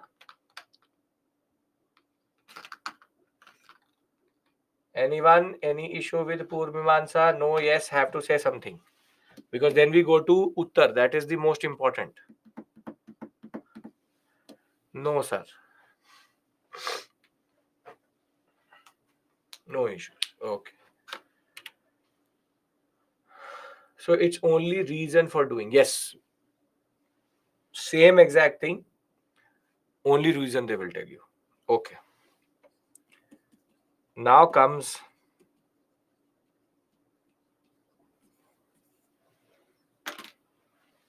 why the change to remain relevant. To remain relevant. Now, sometimes it is written Mimamsa, both are same thing. Mimamsa and Mimansa, same thing. Mimamsa, same thing. Now, a faction of people who were following Jamini, who's nothing but who's a saint who came up with this very beautiful idea how iPhone is launched by Apple every year, same phone with a little bit of changes. That is Jamini for you. Say people got frustrated within the Mimamsa school itself. Within the Mimamsa school, people got frustrated. And they said, what is the point of this? We were trying to give an alternative path, but somehow we are giving them the same exact concept itself. So what's the point of this new path which we are talking about? And out of the frustration of Purvamimamsa, Uttar Mimamsa, which is Vedanta, emerges. Which is Vedanta, which emerges. But now they have a very interesting way of looking at the concept of Advaita. Their Advaita is not based on the four Vedas. Rather, they move beyond the four main books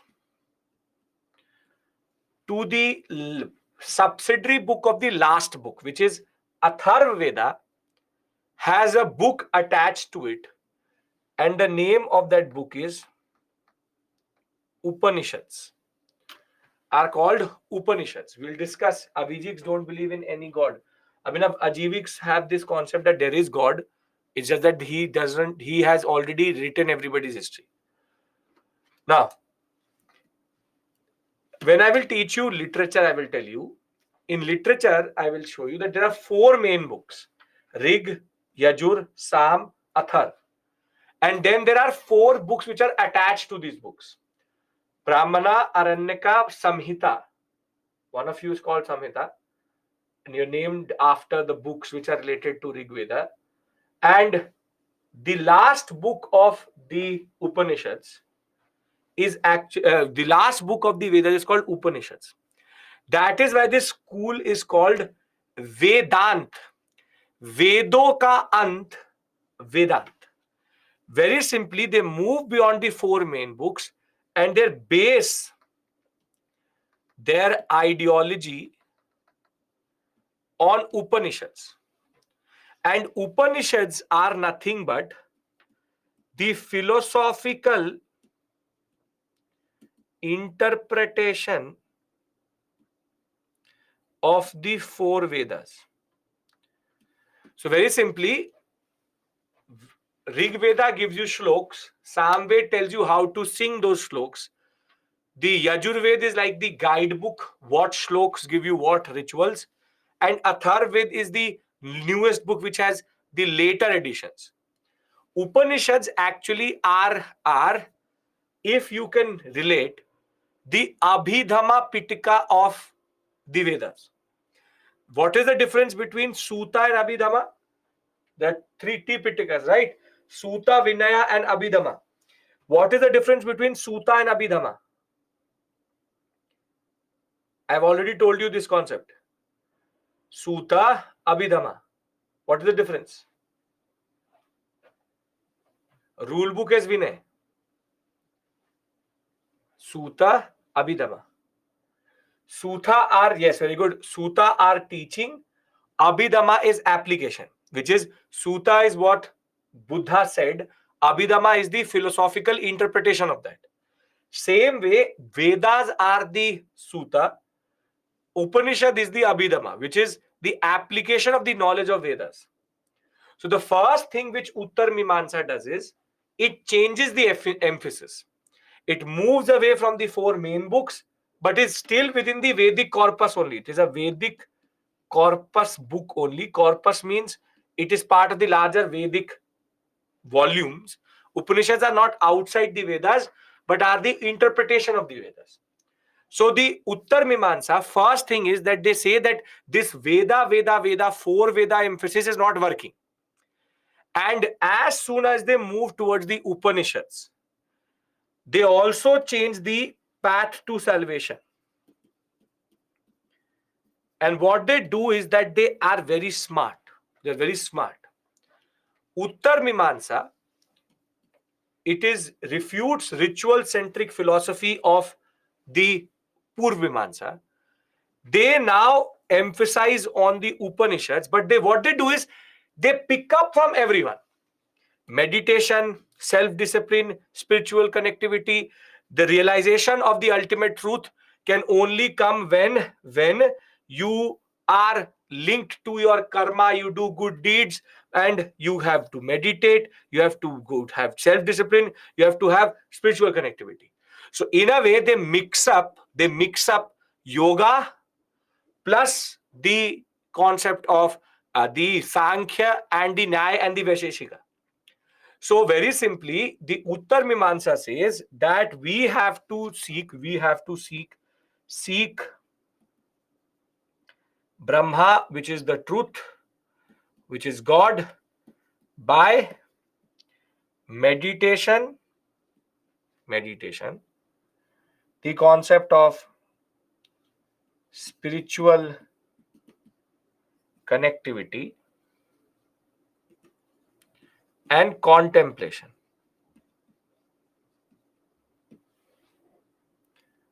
So they have hybridized the approach itself. And that is why Vedanta was very, very popular and was used, or very simply, it undercuts everyone. That's a very good way of saying it, Nitin. It basically undercuts everybody. Smartly undercuts everyone. They say yoga is also right. Vedanta, Vaisheshika, Mimamsa, with Vaisheshika, Nyaya, and Sankhya are also right. And Purva Mimamsa is also right because the core philosophy is Vedanta, Advaita. So very simply, Uttar Mimamsa became the most popular and allowed for the spread of the understanding of Vedic Brahmanism from the northeast under Shankradeva, first in the southern sector, then in the northeastern sector, and throughout India, there will be what we call as different, what we call as thinkers related to the Uttar Mimamsa. Two most known and important, Shankaradeva and Ramanuja, who will change the way we see the basic understanding of reality. So Uttar Mimamsa, what it will do is that it will basically the method which it will talk about will be a mix of meditation which undercuts Buddhism, Jainism, and yoga, and then the yoga becomes a part of it only. Then it talks about spiritual connectivity and contemplation to seek knowledge of the ultimate truth, which is God or Brahma. And this, in a way, these two undercut again undercut Buddhism, Jainism, and the concept of knowledge undercuts Nyaya, Vaisheshika, and Sankhya. And because it is talking about Brahma, it is adding to Mimamsa school. Now, if you understand the beauty of how Uttar Mimamsa was able to create a very interesting way of seeing path to salvation, then I would like to discuss the difference between something which I promised to you, which we will discuss in the beginning, which is what is the difference between Advaita, what is the difference between Vishishta Advaita, the difference between Shankaradeva and Ramanuja. The two major, Advaita Vedanta, Vishishta Advaita. Can I discuss these two? How are they different to each other? Advaita Vedanta and Vishishta Advaita.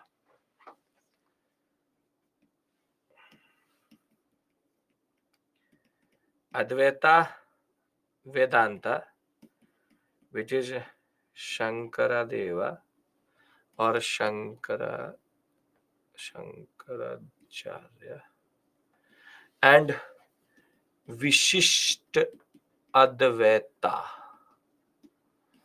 Ramanuja Charya. This is, see, move to Upanishad, path to salvation, seek Brahma God, the knowledge of it, through the concept of meditation, spiritual connectivity, contemplation. This is a very important slide because you can see Uttar Mimamsa method is a concept which undercuts all the other popular ones which are there. So it adds to the Mimamsa school by sticking to the concept of Advaita, but by using the word knowledge, it is undercutting the Nyaya, Vaisheshika, and Sankhya school. And all other yoga is cut by meditation, and spiritual connectivity and contemplation is something which was very core philosophy of Buddhism, Jainism. That is also undercut. So in a way, if you look at it, the Uttar Mimamsa school is quite smart in the way it talks about salvation. Can I talk about Vishisht Advaita and Advaita Vedanta. Is everybody with me? Is it making sense? Come on. Yes. Last major concept. Come on. Thereafter, we go to smaller topic. The video is not stuck. I refreshed it. Can we talk about Advaita Vedanta and Vishishta Advaita? Yes. Okay. Now,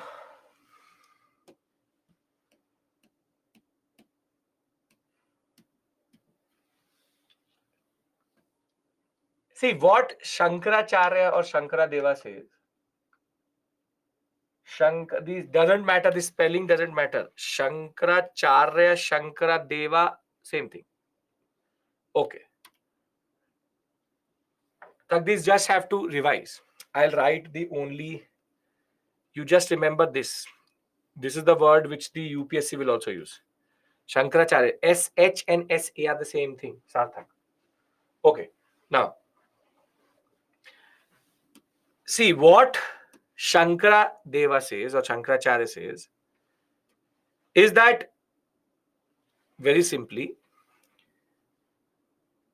souls are not unique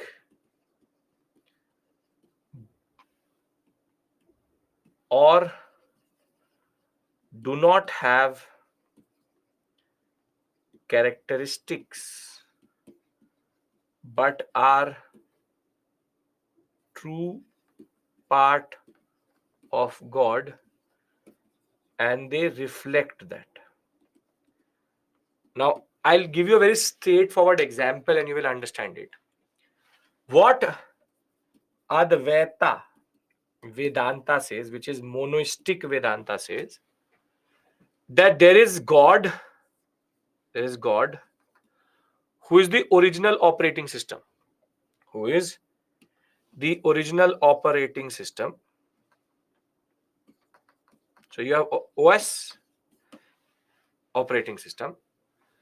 And when this operating system is sent to a phone, a tablet, and a laptop,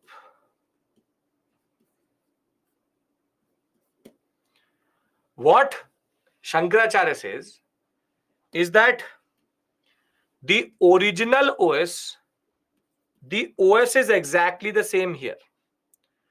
The interface doesn't change. It's exactly the same. If it is OS here, it is OS here. There's no difference. In a way, you and me are the same because all of us have a soul, and our soul don't have characteristics. They have the characteristic of God. Basically, everybody's soul is the same. Everyone's soul is same.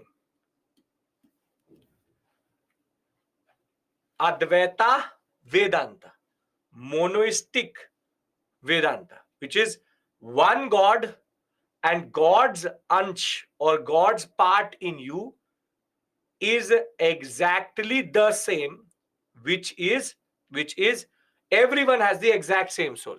So if my OS has a certain interface here, it will have the certain same interface here, here, and here. Make sense? What is Advaita Vedanta? Because then Vishishta Advaita will become very easy to understand.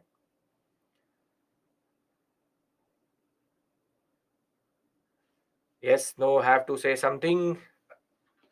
Have to say something.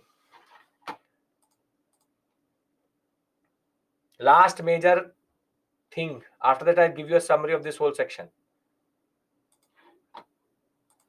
Repeat. I'll repeat. Advaita Vedanta says, souls are not unique. They are just showing characteristics which God has. In a way that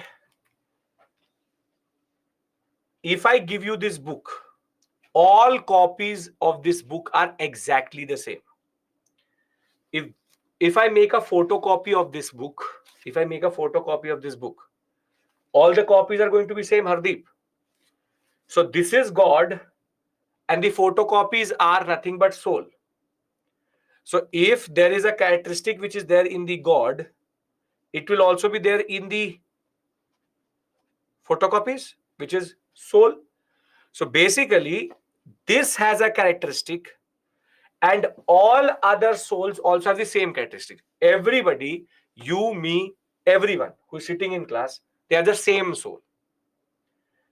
If I take out everybody's souls out, exactly the same thing, exactly same characteristic. Very simply, your individuality is not based on your soul. This is what Advaita Vedanta is saying. Everyone's soul is the same. Your operating system interface is the same across all devices. Clear? Now, Vishisht Advaita means qualified monoism. And what Ramanujacharya said was, souls have characteristics,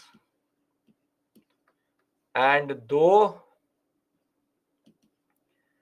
they are part of God, they possess a certain quality and characteristic.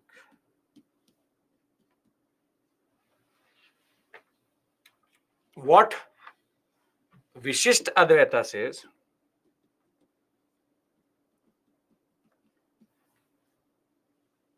the OS may be here, but when it goes to the mobile, it changes to mobile OS. When it goes to tablet, it becomes tab OS. And in laptop, it becomes laptop OS. Interface changes. In a way, what Vishishtadvaita is saying, what Ramanujacharya is saying, whoever you are, maybe you get angry too much, maybe you are very good at maths, maybe you are a very jolly person, maybe you become sad very quickly, maybe you have a certain way of looking at life. Your individual characteristics are because of your soul. So according to Ramanuja, every soul is different. Every soul is different, which is that qualified monoism. Every soul has a quality. My soul has a certain quality. Your soul has a certain quality. Your individuality comes from the quality of or the characteristics of your soul. Very straightforward. Advaita Vedanta says all souls are the same. Vishisht Advaita says they come from one source, but they have their own nature, characteristic, and quality. Makes sense?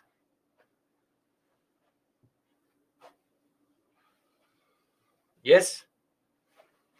Nothing better. So then let's bring all of this together. We've discussed Sankhya, Nyaya, Yoga, Vaisheshika, Uttar, Purv, Mimamsa. Uttar, Purv, Mimamsa. Now I'll write some keywords related to each one of them, and that is what you have to use for the examination, or you need to find it in the examination. Real knowledge, sensory experience, Dvaita, right knowledge, logic and comparison, Dvaita, Dvaita, pranayam, what we call as asanas and the concept of physical application. Vaisheshika, Dvaita, elemental, atomic, scientific, the elements of Prakriti, knowledge about plurality. Purvamimamsa, justification for Vedic rituals. Advaita,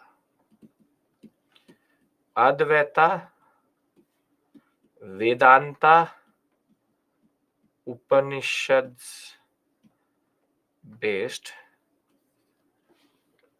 meditation, contemplation, spiritual connectivity, and knowledge of Brahma.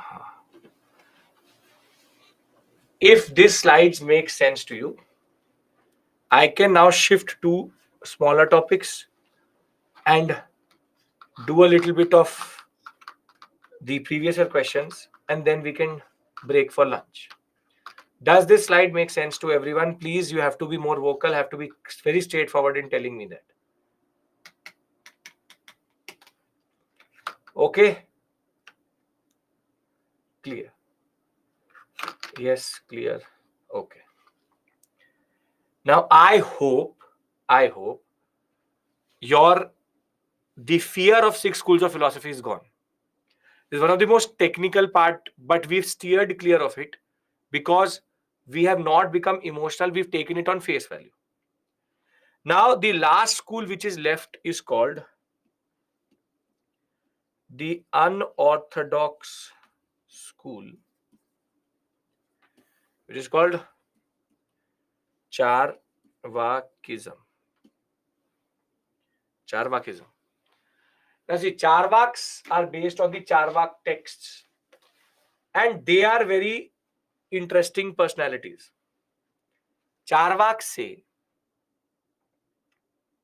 without rejecting Hinduism, without rejecting anything, they say that Uttar is here, Uttar Mimamsa is here, which is Vedanta.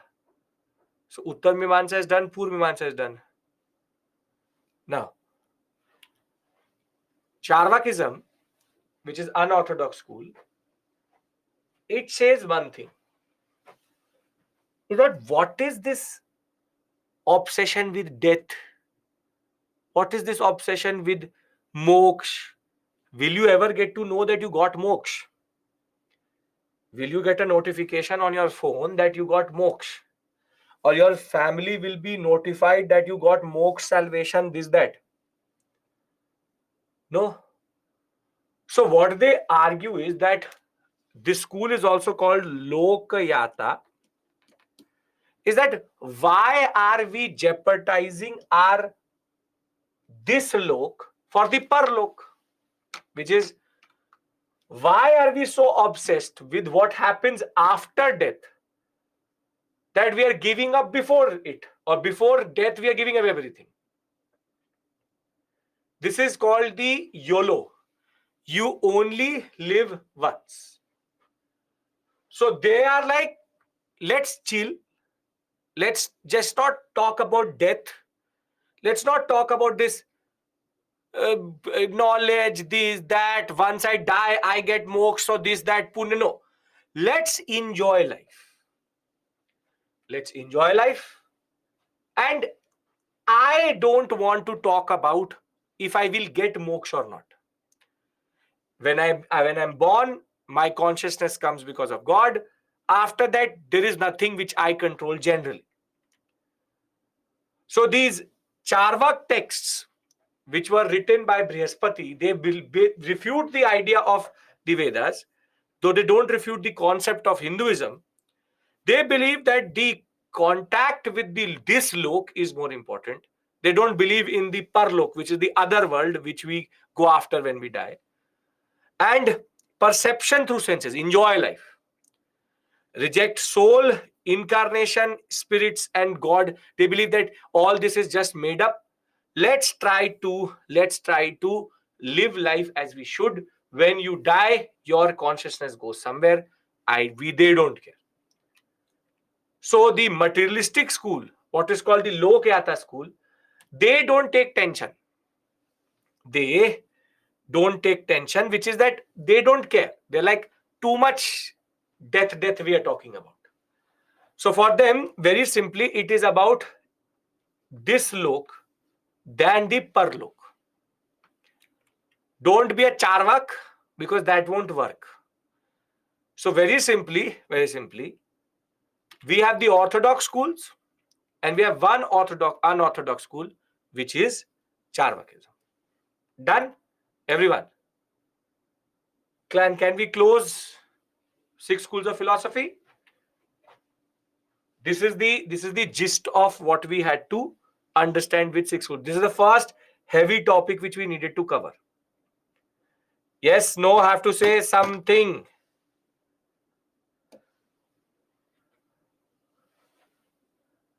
Can we move on? Lokyata is their name. Revision is needed? Sure. No issues at all. You need to do. Lokyata means Lokyata. Charvakism alternative name is Lokyata. Advaita Vedanta, Vishishta Advaita separate. There are 2 different schools within Uttar Mimamsa. Unorthodox, Sai is very straightforward. Unorthodox means they don't want this whole death, destruction, salvation, moksha concept. They say, we will enjoy materialistic school. We will enjoy this lok. We don't want to worry about what happens after death. That's it. That is Charvakism for you. It is the school which believes in this lok. It does not talk about reincarnation, rebirth. They don't care about that. They're like, too much tension is there. We don't want to take that. It's the chill out school. It's like, live life as you want to and don't think what happens after death. Is it clear? Sian, Shubham? Yes? Vivek? Okay. Now let's do one thing. Brihaspati is the name of the person who started these Charvak texts. Now, I want to do one small topic, which is the pottery section. Very small topic. Not very big that way. Let me look for it once. Just 1 second.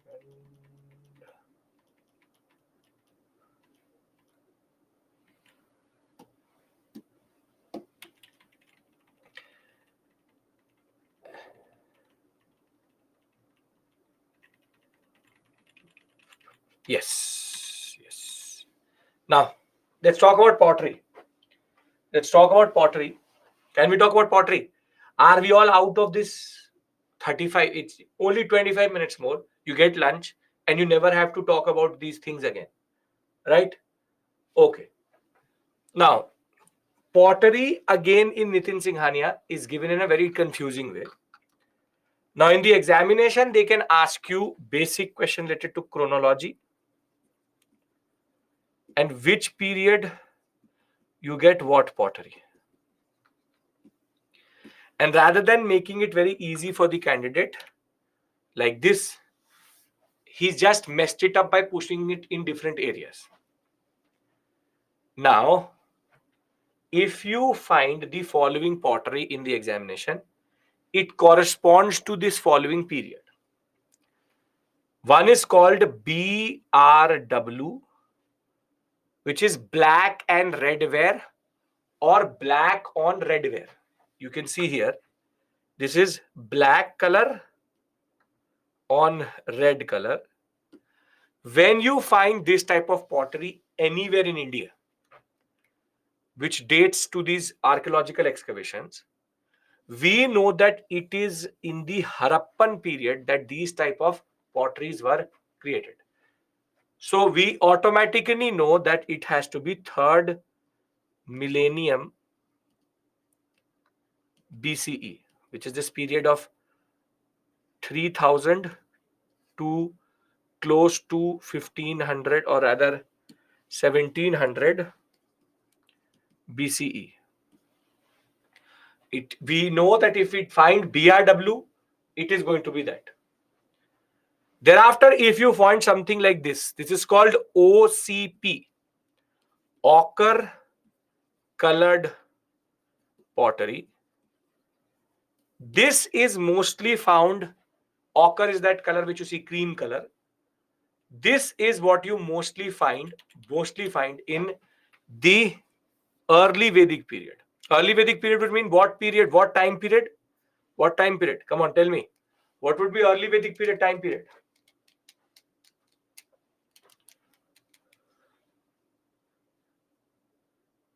Exact time period, tell me. Very good, Neha. 1500 to 1000 BCE. That is OCP. Now, if I get this is called painted grayware. This is later Vedic period. So if I find this type of pottery, you can say grayware with painted, then it comes to the later Vedic period, which is nothing but 1000 to 500 BCE, 500, 600. Now, from the Mauryan, the Mahajanpada phase, and till the Mauryan phase, we find only one type of pottery, which is called northern black polished ware. Very beautiful, very beautiful. This is northern black polished ware, NBPW, northern black polished ware. Very beautiful, very prominent that ways. And as soon as you find red ware, do you find this type of pottery today? Yes or no? Do you find this type of pottery? Yes or no? Yes. This will become common after the post-modern period. Redware. Now, this is simple, straightforward, which Nitin Singhania could have done. He's messed it up for some reason. So I'm keeping it very simple with you. You remember BRW, OCP, PGW, NBPW, redware, RW. We start with BRW, we end with RW. This is Harappa. This is early Vedic. This is later Vedic. This is Maha plus Maurya. This is post Maurya onwards. Now I'll tell you how does the UPSC play with this. How does the UPSC play with this? I'm giving you time to learn this right now, 2 minutes, because I want you to guess something. Because how will UPSC use this understanding or this data in that regard? NBPW is northern black polished ware. Very standard in Mahajanpada Mauryan period. Mahajanpada Mauryan period. Please look at it, learn it. I'll give you 2-3 type of set of questions and let's see which type of questions you're able to answer. BRW, so you can remember BROP, BROP, BROP, BROP, NBRW, something like this, if you want to remember. Are you ready to answer any question?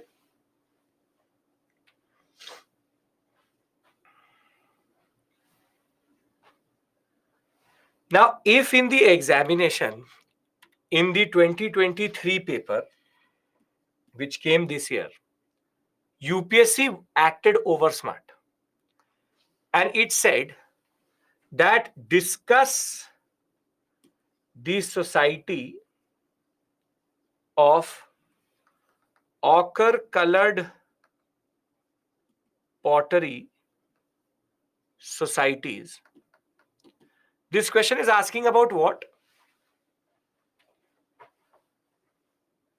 This question is asking about which period? Very good. Early Vedic. They can write it like this also. In the examination, they can give you, for example, a prelims question with reference to the northern black polished ware period. Discuss the architecture. Which period is this question talking about?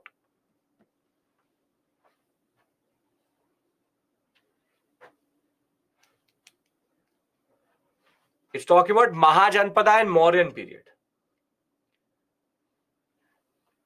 So in the examination, UPSC can, in a way, play with these words by actually giving you the pottery type rather than giving you the time period. So just go through this slide once. And now what I want from you, last thing, is I want you to put them in chronological order. If you can, we'll move to the previous year questions in that regard. Now, you have BRW, RW, you have OCP, you have NBPW, and there is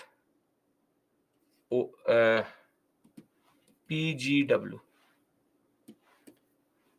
Give me the code for them in the right order. Everybody has to write it down. Give me the code in the comment section. Everyone writes it. Then we do previous year questions. Varun has already written. Nitin, Shubham, Kashish, Samita, Arpita. Come on. Vishal has given. Hardeep. I'll take your name as soon as you put in through. Sanika, Tagdiz, Anu. Giving you time. Vivek, you've not given me the code. Give me the code. Arundhati.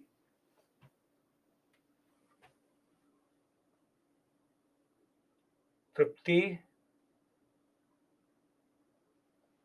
I'll give you time. Don't have to hurry. Write it in the right way.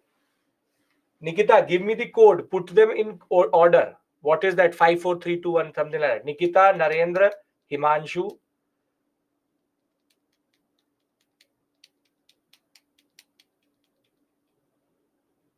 I'm waiting for you. I'm giving you one more minute. Again, Vivek, you're writing 4 northern black colored pottery, NBPW. You're not giving me the code. Give me the code. Abhinav, Yera, Nikita, very good. Neha, right, wrong, just give me the code. Neha, very good. Monica.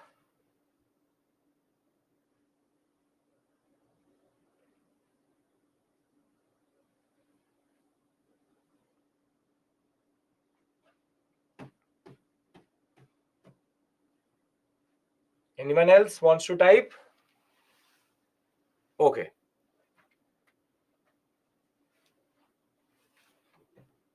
Very good. Amit, very good, Amit. Again, you're giving me full forms, Vivek. I know the full forms. Give me their chronological order.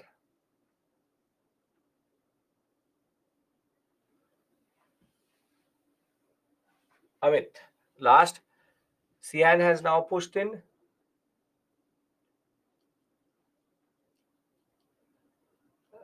Okay. So, with regards to Vivek has now pushed through. Now, if you look at the codes which are coming through mostly, some of you've got confused it, but the right code is 135. You've written 13542. Let's check. Let's check if that is the case. Anu has now given 13542. You are writing 1 BRW, then 3 OCP, then 5 PGW, then 4 NBPW, and then 2. Perfect. Perfect. 1, 3, 5, 4, 2. You see here 1, 3, 5, 4, and 2. Done?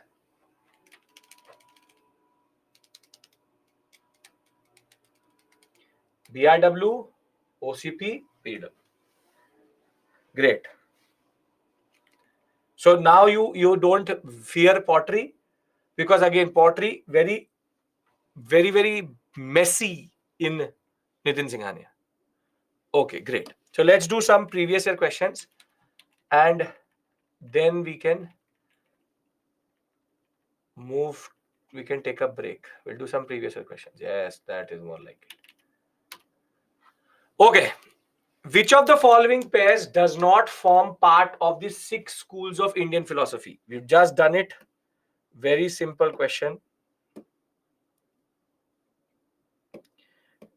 The examiner has given you a certain type of random thing has been written, but you need to be just very smart in answering this question. It is asking you which does not form.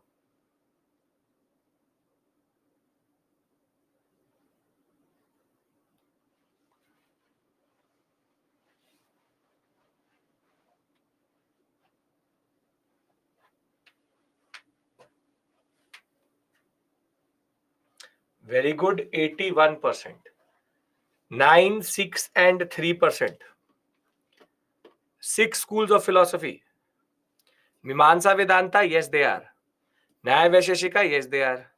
Sankhya Yoga, yes, they are. All have been written. Lokyata is not part of 6 schools of philosophy. Kapalika is a sub-school of Lokyata, but doesn't matter. Straightforward question. Difficult? Easiest possible. Now, with reference to the famous Satariya dance, consider the following statement. This is an interesting question. Satariya is a combination of music, dance, drama. It is a century-old living tradition of Vaishnavites in Assam. It is based on the classical rags and tals of devotional songs composed by Tulsidas, Kabir, and Mirabai. Here, you have to just be a little bit street smart. I'm giving you time. You tell me what is the answer. Giving you 1 minute. Figure it out.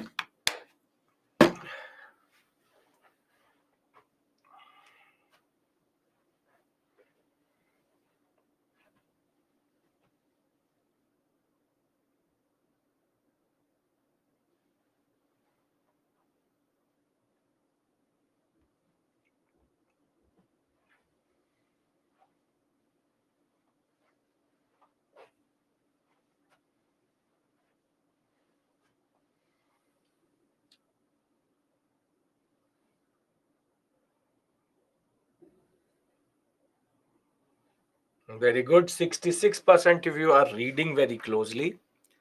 13% and 13% are not reading closely, or somehow the A1 are actually too critical.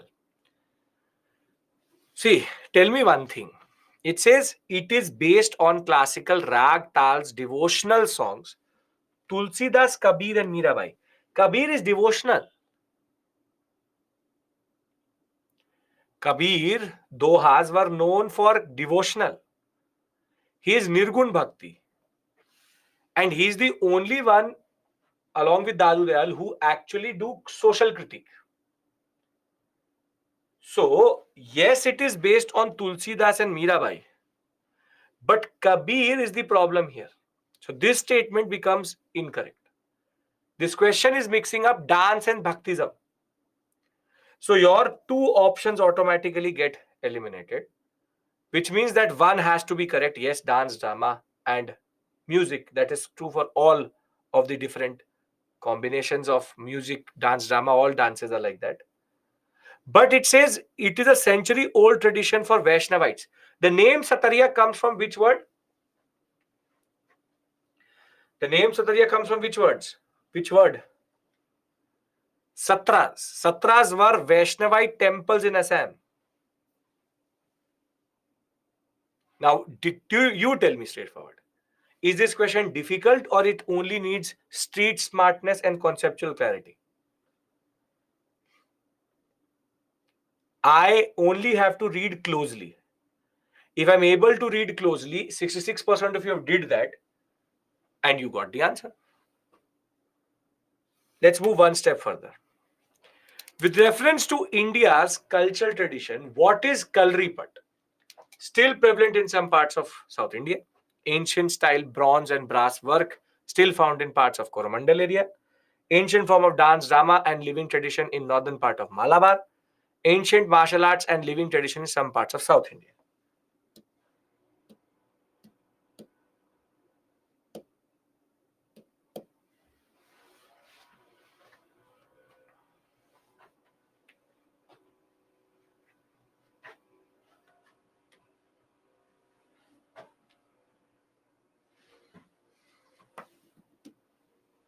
Come on.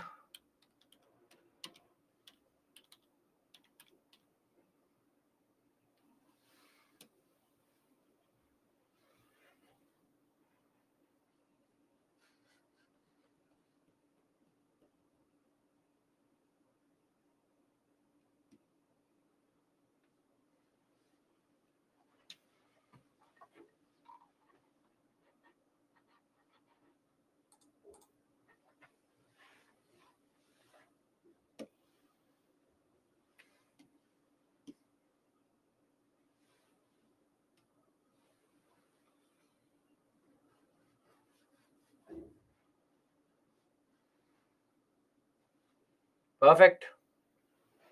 6% and 12%. Kalaripat. Kalripattu. Martial arts. Close my eyes. Answer D. They've just given you things to distract. Remember, if there's a vague option, there's a specific option. You always choose the specific option. So nobody answered this as it is. Bronze brass tradition, no. Dance drama tradition, no. Kalripat, martial arts. Consider the following pairs: Garbha, Gujarat; Mohiniyattam, Odisha; Yashgana, Karnataka. Which of the following are correctly matched?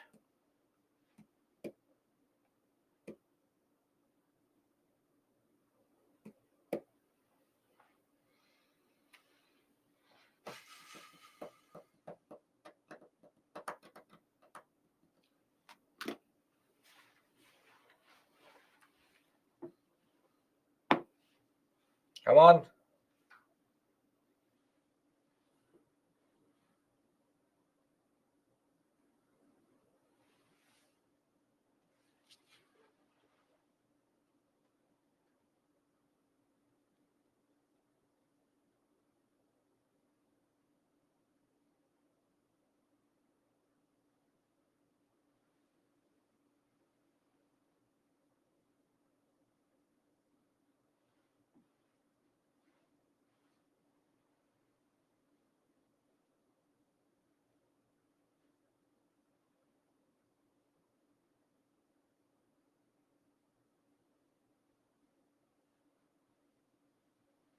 No issues, Nitin.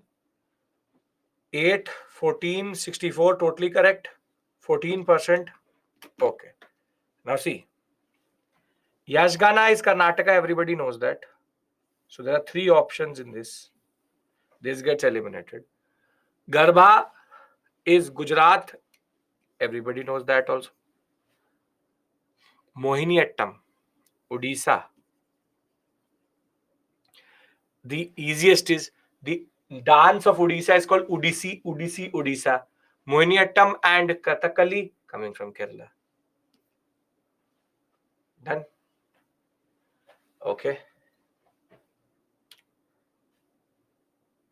With reference to cultural history of India, the term Panchayatan refers to an assembly of village elders, a religious sect, a style of temple construction, an administrative functionary. Come on.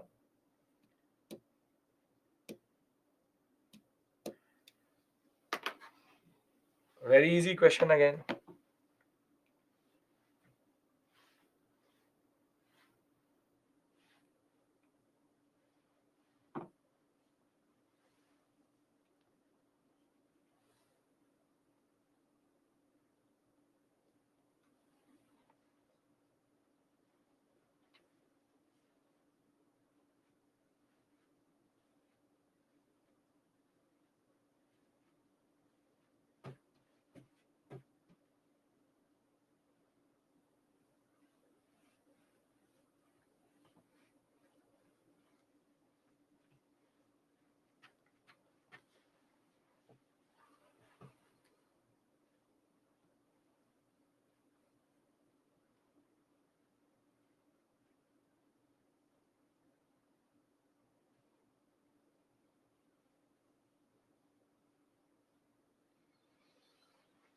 Standard A and D confusion. A and D, there should be no confusion only. But Panchayatana, one god, subsidiary gods. What you are, I don't know why people mess it up with village elders. That is Sabha Samiti Vidhata or Ur Sabha Nagaram. So between A and D again makes no sense. Panchayatan, Panchayat and Panchayatan, then you are over reading. That's called overthinking beyond exception. Overthinking beyond exception. If you are mixing up Panchayat and Panchayatan, makes no sense at all that way. So that is, you are over reading the question. It says cultural history of India and you are bringing 73rd and 74th amendment in that regard. So for some reason, I don't get it. So this is a very straightforward question, very easy in that regard. Okay. Ibadat Khana at Fatehpur Sikri was a mosque for the use of royal family, Akbar's private prayer chamber, the hall in which Akbar held discussions with scholars of various religions, the rooms in which nobles of different religions gathered to discuss religious affairs. Come on. We'll take a break once we cover these questions. Come on, come on, come on, come on.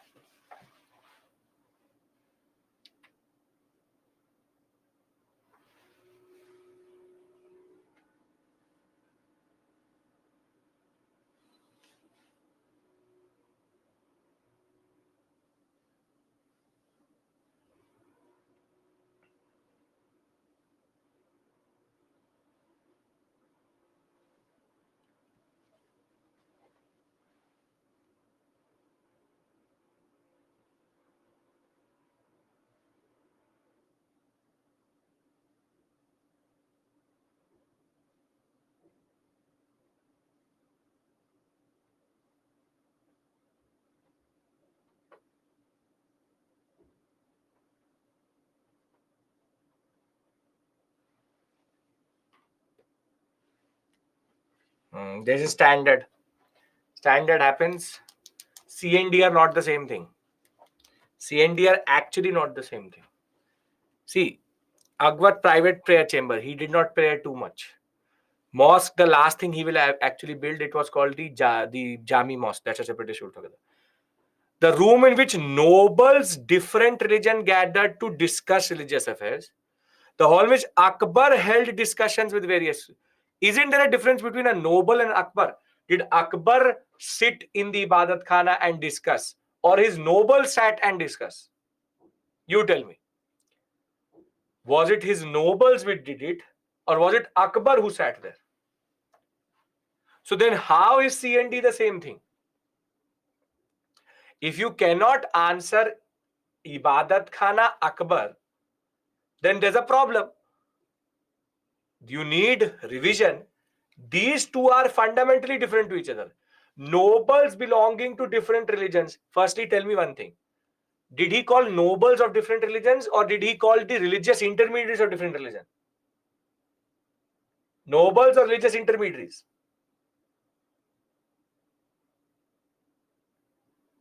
Religious intermediaries. So then why are you marking D? Then why are you marking D? Get my point? Read closely. Simple, straightforward questions are very simple, straightforward questions. This we'll do later. This we can do later. 1, 2. Yeah, we can do this.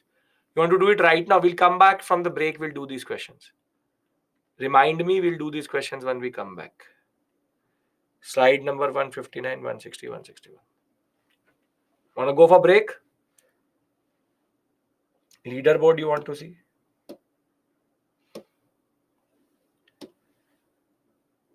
Takdiz, Himanshu, Anu, Arpita, Amit. Thereafter, somebody's got one or the other question incorrect. Hardeep, Tripti, Vivek, Janita, Samishta, Asamhita, Narendra, Akanksha, Shubham, Neha, Mayuri, Kashish, Arundhati, Vishal, Nitin, Abhinav. So, can we go for a break? But did these questions give you certain type of understanding to what to do with the information which I'm giving you? Yes? Yes or no? Okay. So when we come back, we'll do these questions. Before we end today, I'll also discuss the questions of 2023 so that we can also discuss this generally. Okay. So I'll see you at 2:05 now, and we'll take the story forward. When we come back, another big topic, numismatics. Numismatics, big topic. We'll discuss that. See you.